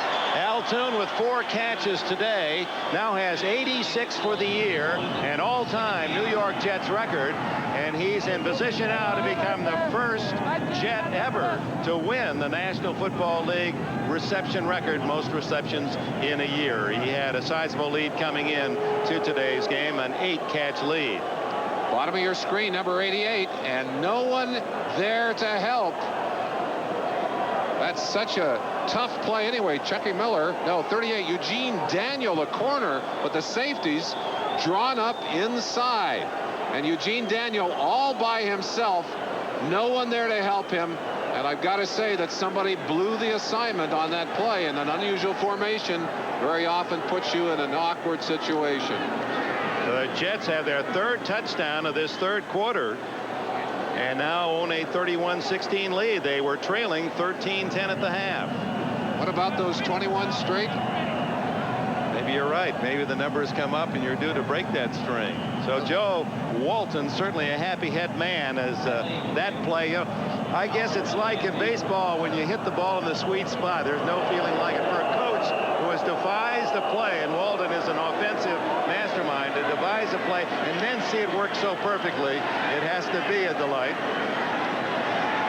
Leahy kicks it off. Flag down. Albert Bentley out across the 35-yard line.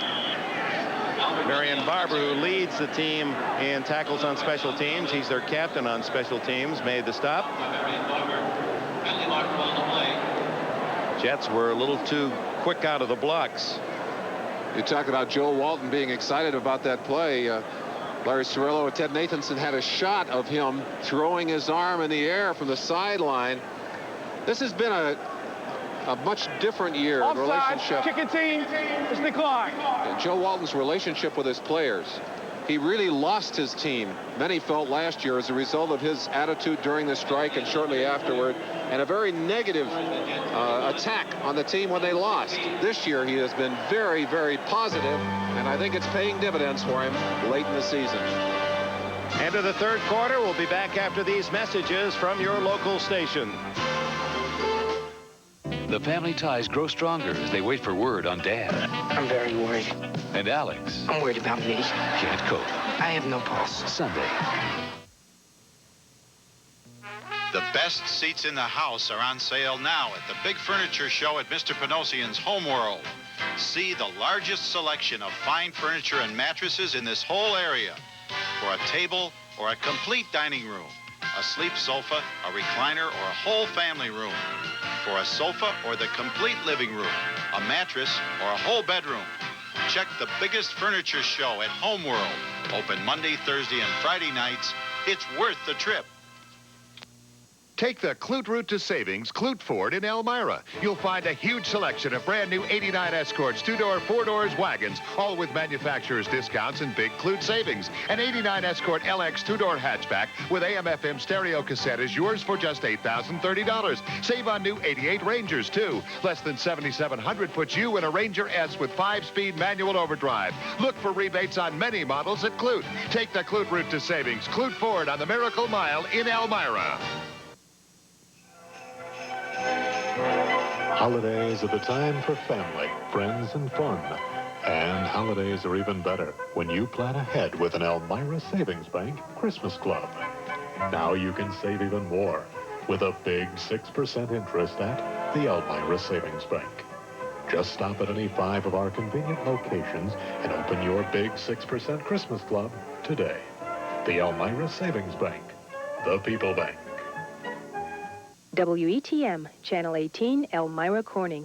15 minutes to go here at Giant Stadium, and that may be just 15 minutes for the Indianapolis Colts in this season, unless they have their best rally of the year. We talked about the Jets not being a come-from-behind team. Neither is Indianapolis, especially with a couple of quarterbacks who've not had a good day. They've gone to the shotgun, or they're not the shotgun, the wishbone. Can't run that anymore. They lost one of their backs.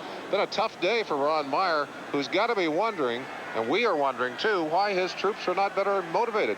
Or that how the Jets can get themselves up. We kind of figured they'd be the team that is flat.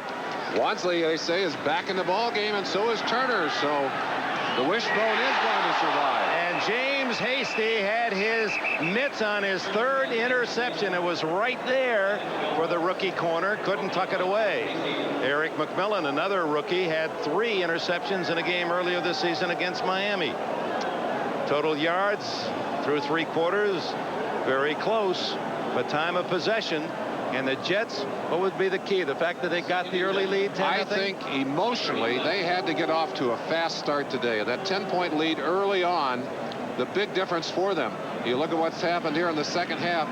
A lot of that yardage, tough, grinded out yardage for the Jets. And they have established control with that running game here in the second half.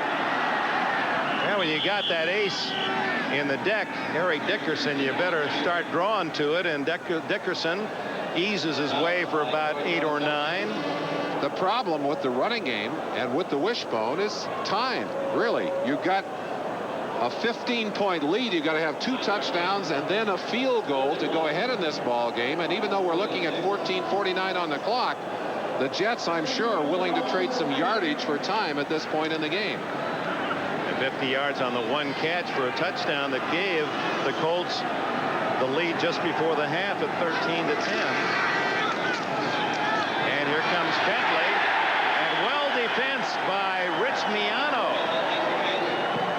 Miano coming up from the safety spot to make the tackle. I'm really surprised to see Wansley back in that ball game. They were looking at his knee on the sideline, and he's back in there. And the Colts, are going to have to go for it. Down by 15. Ron Meyer on his own 45-yard line. 4th down and 2. Says we're not going to get too many more chances. We got to go for the first down here.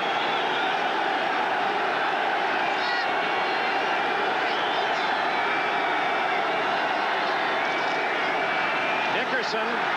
Who else? Can't make it. Bobby Humphrey, and the Jets take over on downs.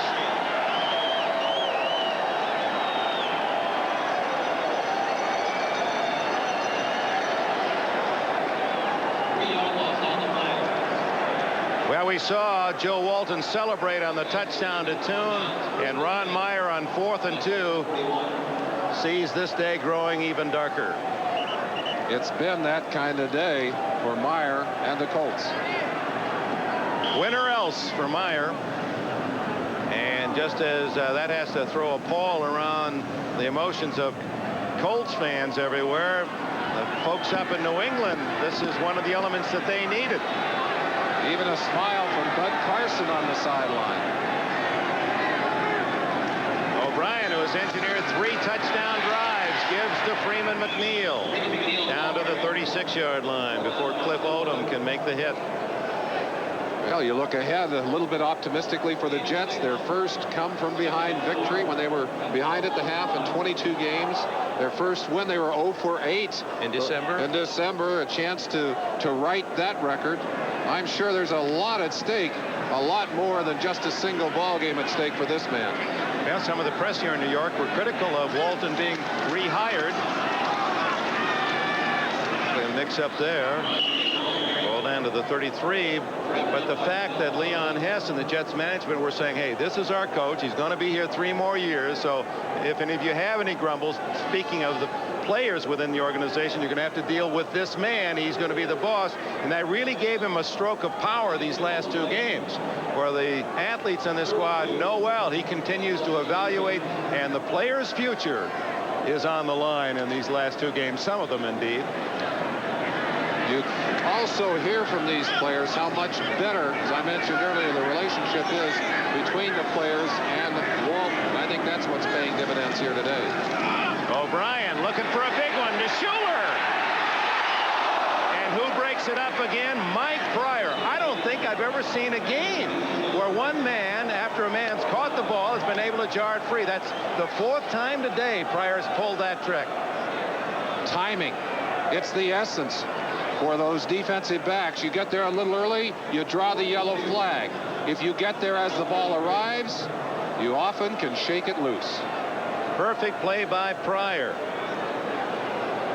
Well, he was a hitter, 388 in baseball. I asked him why he didn't go. The Dodgers drafted him in the 4th round, and Baltimore liked him as well. He said, frankly, it was because of family. I wanted to have a family. I didn't want to be traveling 7 months a year. So now he's only traveling 6 months a year.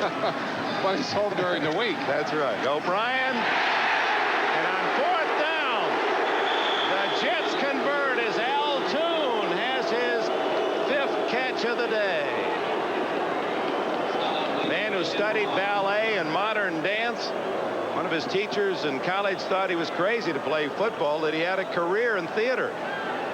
17-yard gain on the play. He's in theater. At the Colts 16. He's big time.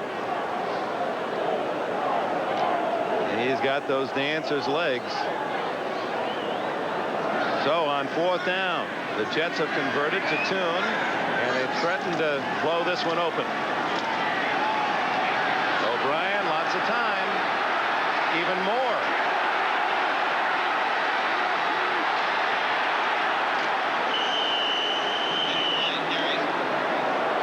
That almost took as long as the final play for the Jets in last week's game. Yeah, one of the weaknesses that O'Brien has always had is he is slow of foot. Took him a long time to learn how to sift in the pocket. It's still a major flaw in the arsenal that he brings to his quarterbacking responsibilities. But one that Walton said will be covered well if the master plan works, as you see O'Brien on the scramble, and that is the fact that Walton feels that offensive line is young and improving and bigger, and that O'Brien won't have to scramble much in the future. They're going to have the guys up there that can protect him. Meanwhile, Johnny Hector all the way to the 11-yard line to bring up 3rd down and about 4. A flag is down, and I believe Ted Banker is going to be ticketed.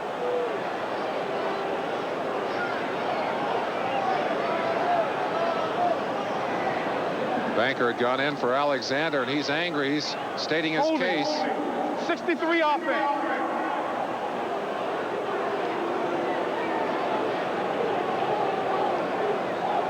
That'll bring it back to the 31-yard line, and it'll be 2nd down and about 25. Banker telling the defensive man, I didn't hold you. Donnell Thompson, I think, the man that he was blocking on.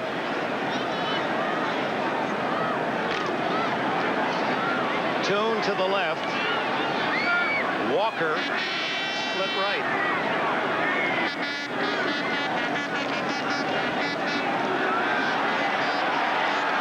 And O'Brien eats it as Cliff Odom finally filters through the blocks and records the sack, and that displeases Walton because that pushes the Jets for the moment out of field goal range. You got to pull the trigger. If you can't get the pass off, get rid of the football. You take the big loss like that, you push yourself right out of field goal range. That's one of the reasons why he's banged up and not totally healthy. He does take a lot of licks. He's always looking for that last second for a man to break open. Sometimes wisdom is to throw it away. Imagine how many hits he's taken on top of those sacks. Underneath the tune.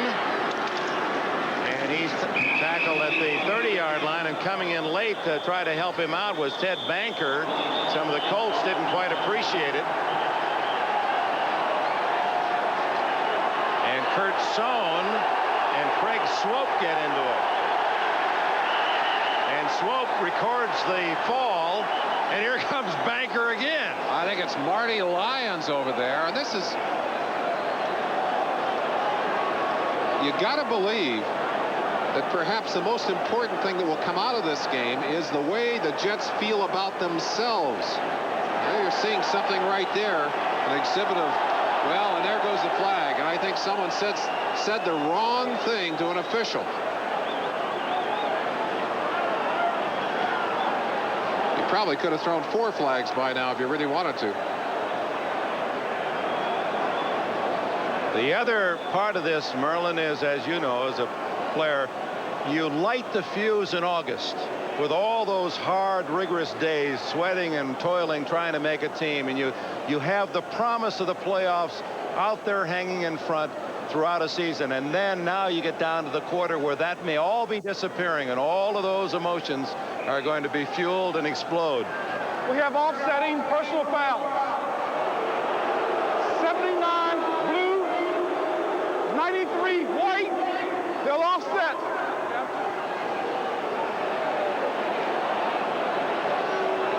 Marty Lyons, out of all that, gets the Marty Lyons all the way off the sideline. But it was Banker who started it. He came piling in. Now that's what made Swope angry, and I don't blame him. I don't blame him for being angry. Now he's saying, hey, they should throw a flag on that. They should. That's no different than a defensive player diving in on a pile. That's easy to get somebody hurt that way.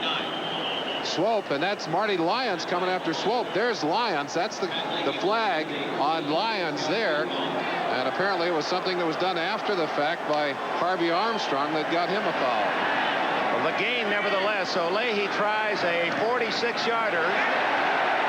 And the Jets have 3 more.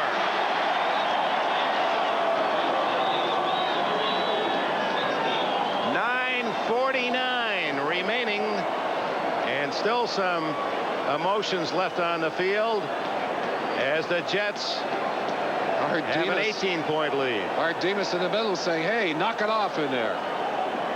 The biggest comeback for the Colts all year, 7 behind.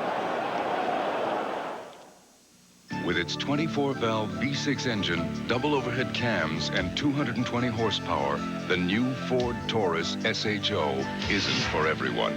In fact, only a select number will experience this sport interior and performance suspension. The new limited production Ford Taurus SHO.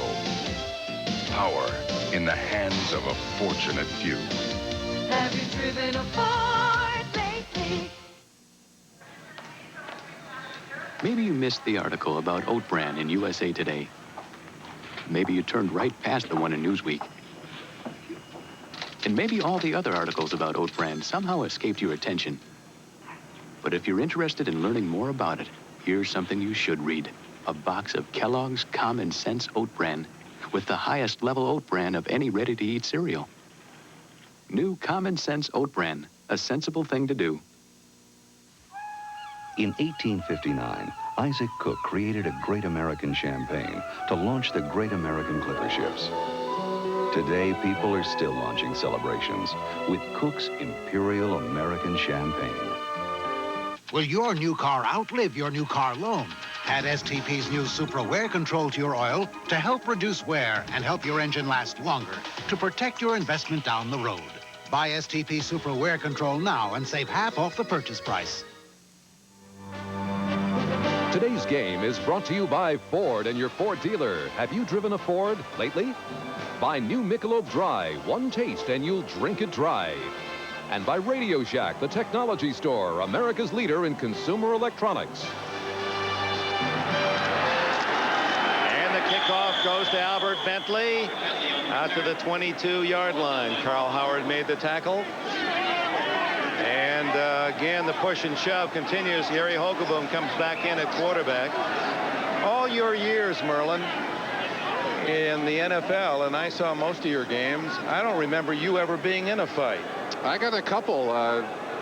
We got in a real good one against the San Francisco 49ers where both benches emptied onto the field. And in fact, I had inadvertently started it. I jumped over Dave Parks, who was laying on the ground, and as he started to get up, my knee hit him in the head. I was just trying to get downfield on an interception. He thought I'd kicked him in the head. Well, the next thing I know, the whole 49er bench emptied. I'm on the ground. There are 3 guys kicking me, and the guy pulls me out of it. Monty Stickles, who was the worst cheap shot artist in the league, pulled me out of this thing. Dickerson on the screen. And the Colts need something big and in a hurry, and they look to the right man, Dickerson. He gives them a first down, also gets out of bounds with 9.5 minutes left. It's not over for the Colts. They have time, but they need 3 scores, 3 big ones. The second half belonging to the Jets, who were behind 13-10 at the half. And you would have thought the Colts, with that playoff pickle out in front of them, and then taking the lead just before intermission, would have come back red hot in the second half, and it's been just the reverse. They have not done it, and one of their weaknesses is very obvious here. Their inability to pick up large chunks of yardage with the passing game, I should say. Hogaboom was in the grass, and that's another sack. Ken Rose gets it, and a 5-sack day for the Jets defense. In the last 7-8 weeks have just not been able to produce anything at all like this. 5 sacks.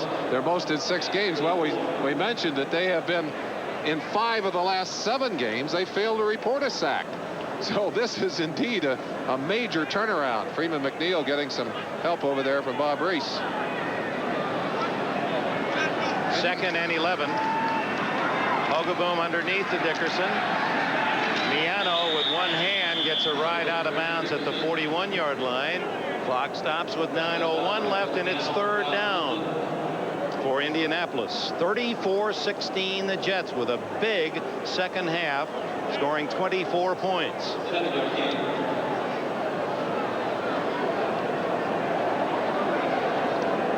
It's got to be a desperate time.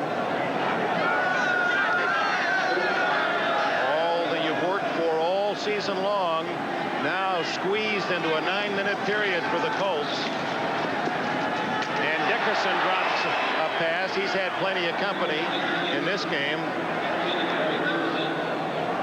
and on 4th down, the Colts, who went for it on 4th and 2, will go for it again. Well, maybe the Jets responded to the lash a little bit this week, Dick, and we talked about it. And they were horrible last week. They played a very, very sloppy football game.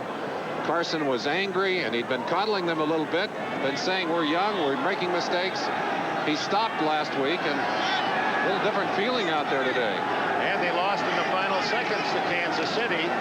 Chiefs being eliminated. And on 4th down, Boza gives the Colts extended life. First down at the 40, and understanding that there isn't much time left, Hogaboom and Indianapolis will use the no huddle probably from now on whenever they can.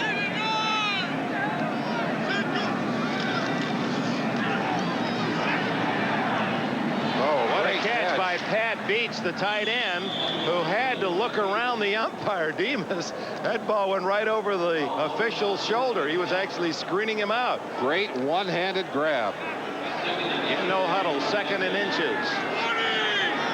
8:15 left. The Jets lead 34-16. Dickerson, no, it's Bentley this time, down to the 19-yard line, where half the Jets team make the stop. And there was Nichols, 77. Bobby Howard gets another piece of a tackle. Again, no huddle. First down, under 8 minutes to go.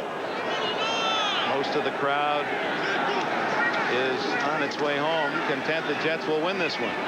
Bentley. Oh, what a tackle by Bobby Humphrey. Now, here's a guy, Humphrey, was a wide receiver converted into a defensive back and is really developing into a prized player for the Jets. They're going to build part of their defensive secondary future around him. Very unusual for a pass receiver to have that kind of aggressiveness, and that's what brought their attention to him as special teams play and later an opportunity to play on defense. Ogabone over the heads of everyone as he was under pressure from Lions. Back to Bobby Humphrey. You know, you got to respect a guy who lists as his hobbies karate and tennis. I mean, there's the kind of doubles partner I want. A guy that plays tennis and loves karate. Boy, is he tough at the net. And that chop shot. Oh, look out. Ball at the 21, 7 minutes and 14 seconds to go. The Colts almost have to score and get the ball right back and score and get the ball right back in you. Field goal won't do it now. 3rd and 11 to Bentley. Boy, did he fight off the tackle of Radachowski. Bentley, and timeout is called by the Colts with 4th down, and there's a wise timeout there to use, because at 4th and about 5, they dare not make a mistake here. Whoa, there was a great stiff arm on Radachowski to spring loose for a few more yards. 7 minutes and a second left.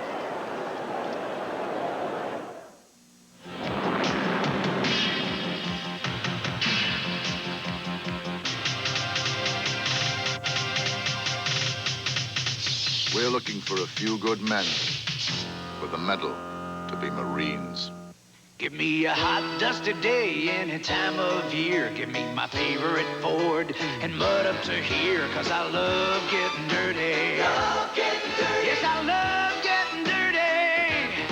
So give me rain and puddles in my 4x4. Give me a brand new Ranger and I'll never be bored, 'cause I love getting dirty. The newly designed Ford Ranger. Yes, I love getting dirty. Get up to $500 cash bonus on the Fun Tough Ford Ranger.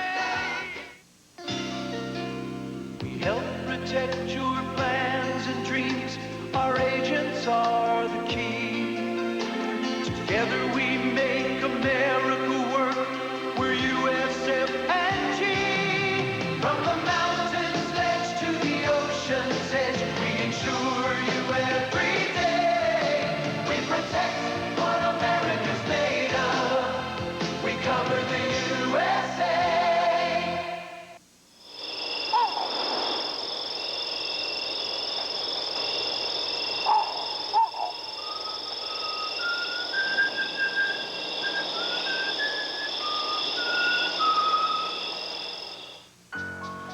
Relive the greatest moments of the World Professional Figure Skating Championships. With Scott Hamilton, Kitty and Peter Carruthers, Robin Cousins, the Proto-Pop-Offs, and Dorothy Hamill. A Christmas Day special for the entire family.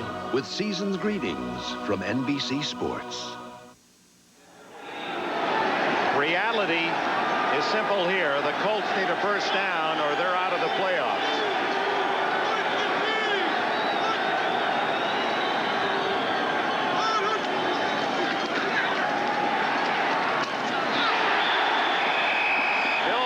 Unable to hang on. The defensive secondary, Rich Miano, made the hit, and the Jets take over on downs. And with less than 7 minutes to go, and the Jets with a sizable lead, this is quite an upset. So very often the difference in games, not physical, emotional. And it's an emotional Jet defense that has really stepped forward to take charge, and an emotional Jet offense that has stepped forward in the second half to run the football and take charge. Miano, who's had an excellent season, there to make that very, very big play. Well, it really is fascinating, human emotions, and how it is that here's a team, the Colts, who you figure would have all the emotions on their side, and how a team can fire itself up. You know, it's people say, well, pride is almost a cliche, but it's there. That's the guts of this thing.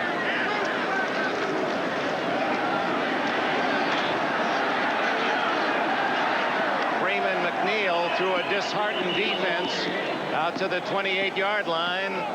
And stay with us, Temple and Kansas in an early season battle. That'll come to you from Atlantic City here on NBC, the home of great college basketball. And of course tomorrow, NBC football, and we've got a dandy down in the Astrodome, Cincinnati and the Oilers.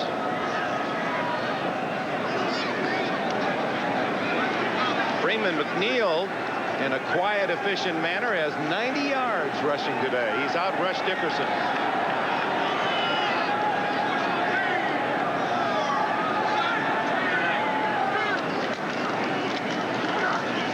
And now Johnny Hector on first down. All right, let's take a look at the playoffs as they stand now, and assuming that the Colts are not going to be able to whip up some incredible miracle, Buffalo is in. They've clinched their division, and New England now becomes much more alive because one of their factors has worked. The Colts have lost or will lose. Cincinnati and then Cleveland and Houston. For in New England to get in, Cleveland or Houston would have to lose both their remaining games. That's the only way the Patriots can get in. And out in the West, who wants it? Teams back it up out there.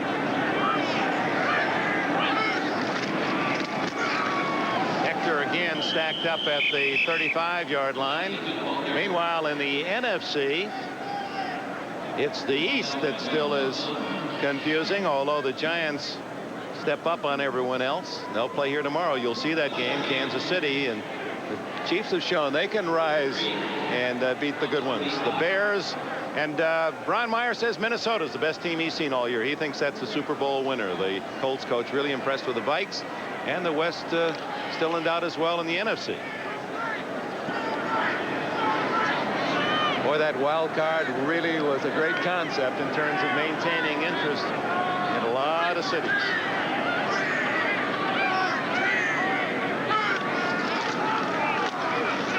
Freeman McNeil, going to be close, I believe, a yard shy of a first down. Down in the tunnel, elevators heading up to the press box. Bill Parcells there with Ron Earhart, his offensive coordinator, said, wait a minute, coach's mistake. You don't play until tomorrow. But, of course, they finished their season with the Jets and doing a little scouting here today. That's right. The battle of the Big Apple is next week, the Jets and the Giants. But right now, it's the Jets' day. How does the CFO of Porsche stay ahead of the competition?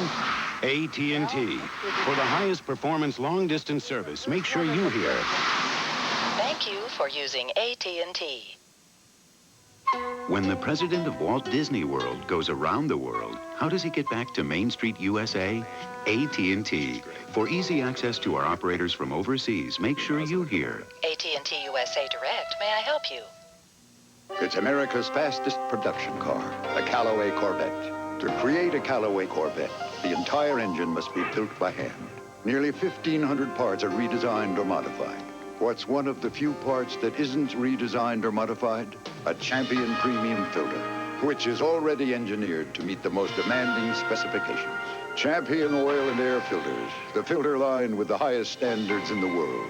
At participating Sears, Coast to Coast, Myers, Western Auto Stores, or call the Connection. Even after lying around for 3 years, today's Duracell batteries still have up to 90% of their life. There's a date that proves it. Today's Duracell, date-coded for 3-year storage. Chanel number 5. A promotional fee has been paid to NBC by United Airlines. Rededicated to giving you the service you deserve.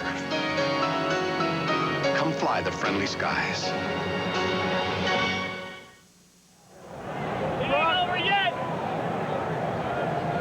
Marty Lyons has some back spasms, probably won't return. Nearly blocked, and a flag goes down. That'll be a penalty running into the kicker. John Brandis, number 88, running into Prokop. The official right on the spot saying nobody pushed you in there, and that'll turn the ball back over, or will it? No, yes, it will. Enough for the first down here.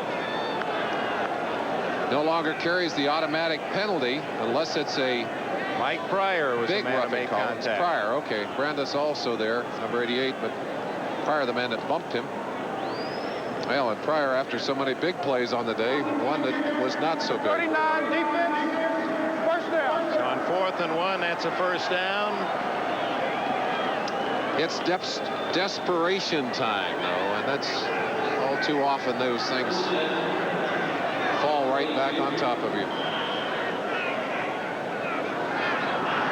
What does Al McGuire say? If life were fair, we'd have no war or surgery. For the men in blue, who have been the best record team in football the last 2 months, but they couldn't overcome the 1-5 start. This telecast, presented by authority of the National Football League, is intended for the private use of our audience. Any rebroadcast or other use of this telecast without the express written consent of the New York Jets and the National Football League is prohibited. The game is the property of the National Football League, Indianapolis Colts, New York Jets. All rights reserved. Dick, you make a very good point. You go back to the early part of this season, that tough overtime loss to Houston, a loss to Chicago, Cleveland. The quality of those teams, no question about that. Came back and lost to Miami 4 of the first 5. Oof. Tough way to start. Johnny Hector stopped at the 50-yard line. It'll be 3rd down and a short 2 for a first down. Eugene Daniel made the tackle.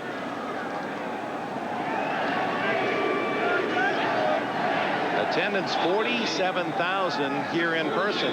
29,000 people with tickets. Hope you enjoyed our telecast here on NBC Sports. The faithful. Yeah, we'll have more than that here tomorrow. The Giants, their season still very much alive.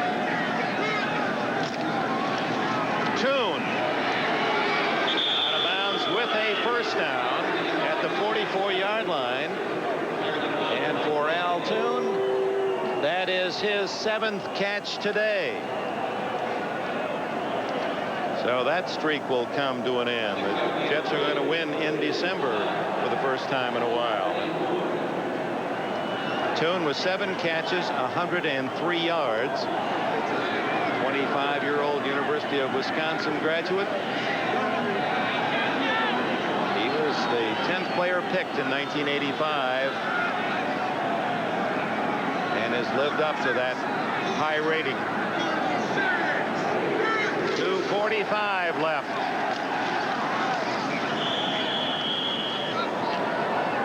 Season grinding down for the Colts. They'll not be in the playoffs.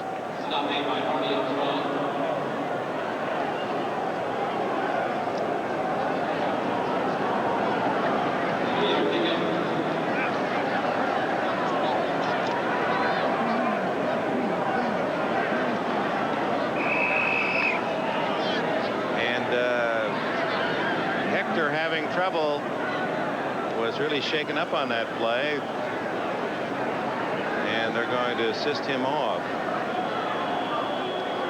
Be very careful with him. Yeah, that's the kind of thing they used to do in your day. They just come out and haul you off by your ankles. Drag you off the field. But that's not always wise. Let the people who are medically trained deal with the injured player.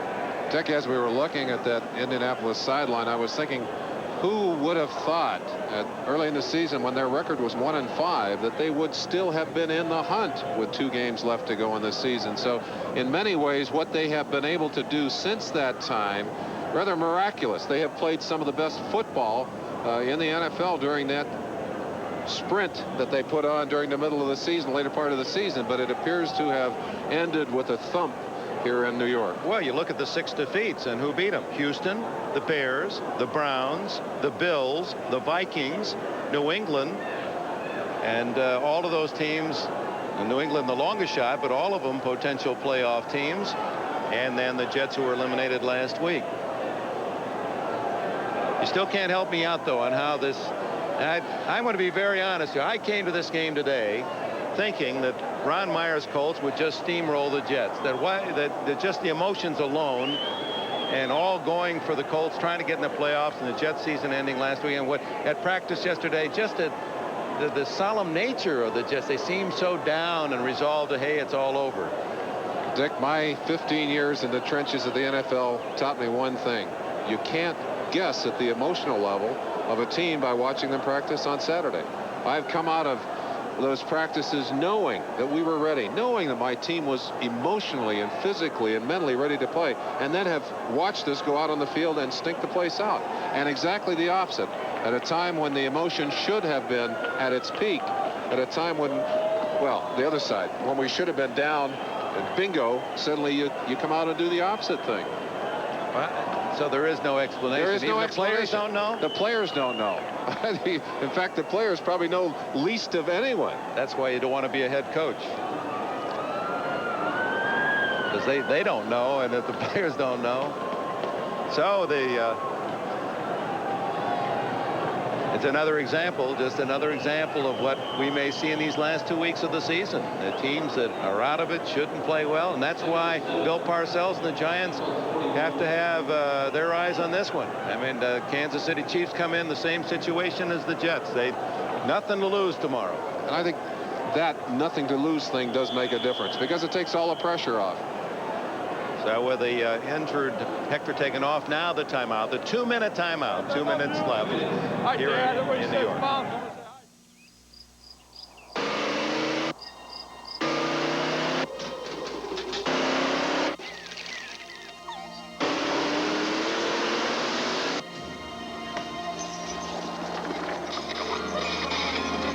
Mustang GT, for people who want more out of life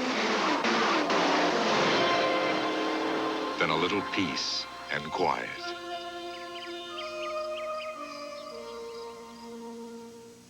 It's a Radio Shack Merry Christmas. Radio Shack has 9 different educational toys that make learning fun. Spelling Math has 15 different games that teach Jeff basic math, spelling, and logic. And Beth learns about colors, shapes, and numbers with her show and learn game. She's having so much fun. I hate to tell her it's B-E-D-T-I-M-E. No, Mommy.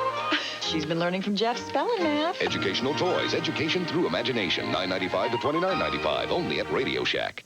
What dry was. What dry is. Introducing new Michelob Dry Beer. It's brewed longer to start bold, finish clean, and refresh completely. New Michelob Dry. One taste, and you'll drink it dry. Well, 2 men that certainly have different emotional bases. You're so solid, and you hide yours. You're steady as a rock, and I wear it all out on here, and we're trying to deal with how it all works out, and I guess that's what makes it all so fascinating. You can't predict. And that is the difference. There's no question in my mind. The biggest difference in the games of the NFL, not physical, emotional. The amount of emotion, and there is no rhyme or reason to it. So very often, what is so dead obvious just does not happen. And we've seen that here today. Yeah, they get a play underway quickly, and now it's just a matter of riding out the clock.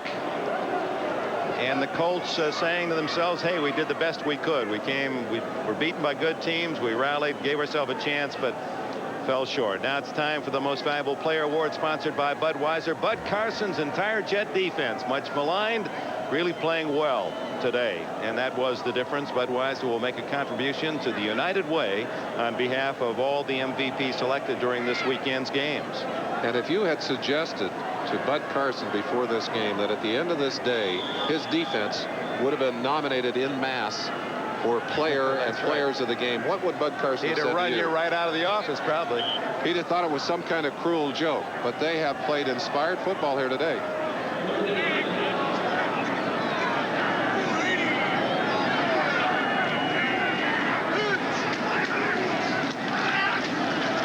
McNeil down to the 39-yard line. That'll bring up 4th down and about 5. Let's check their report cards today. Ryan started, but it was Ken O'Brien off the bench in the second half who engineered 3 touchdown drives in the 3rd quarter. And Freeman McNeil, with that last run, has just gone to 100 yards rushing, so he has outrushed Dickerson. And Al Toon, the sensational wide receiver going for the NFL receiving title, now has 89 on the year with 7 catches today. Chandler injured after an 0 for 4 start. Hogeboom threw 3 interceptions. Turner and the wishbone really not a factor. Dickerson scored both Colts touchdowns, one on a 9-yard run, one on a 50-yard catch and run. We don't see, Dick, we don't see the 5 sacks by the Jet defense. They should be on there. And the fact that they were able to contain Dickerson so well. He got 58 yards in the earlier game against them, 42 as you saw today. And for Eric Dickerson, that is an awful day. Delay, offense. Well, that gives us a chance to acknowledge these folks. Our executive producer of NBC Sports, Michael Weissman. Coordinating producer of NBC's football coverage, director of today's telecast, Ted Nathanson. Today's telecast produced by Larry Cirillo. Our replay producer, Terry Ewert. Our coordinating producer for NFL Live, John J. Filippelli. NFL Live produced by Tom Roy and Ricky Diamond. NFL Live directed by Bucky Guntz. Technical directors Lenny Stucker and Richard Sansevier. Joe Prokop.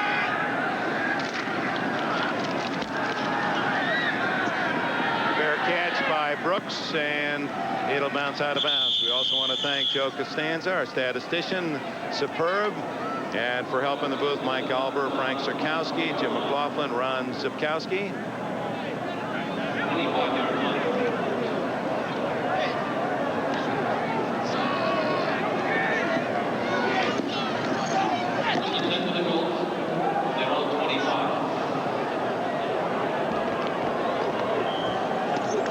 Our director of choreography and Christmas sales in New York, Susan Olson. She's doing some damage, I can tell you that. What did they say? Somebody stole her credit card yesterday and you gave it back to the thief. He was spending less than she was.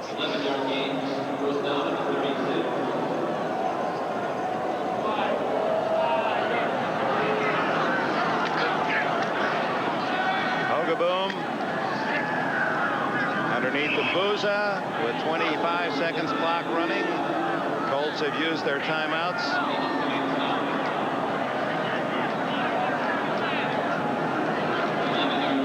You know, the Indianapolis Colts, the AFC Eastern champions of last year, just could not fight off that very difficult start of 1-5.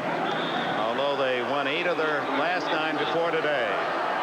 And with 1 second to go out of bounds is Dickerson, and we will now have the final play of this day.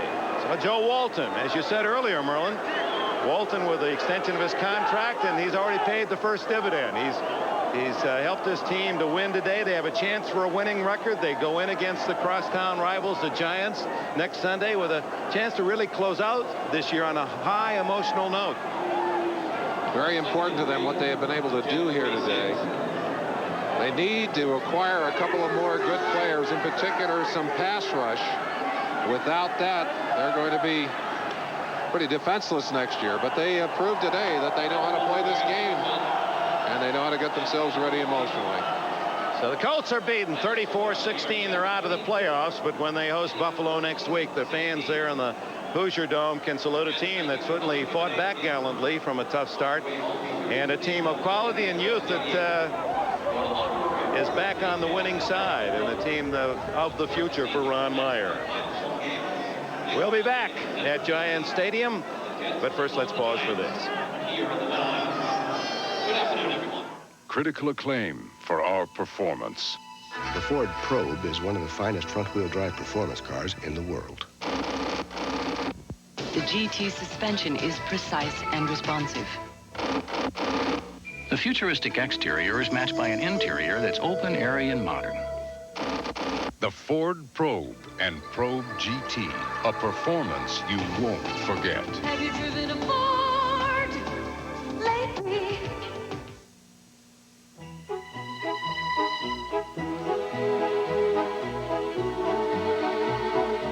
For those with a talent for brightening up the holidays, McDonald's has something special just for you.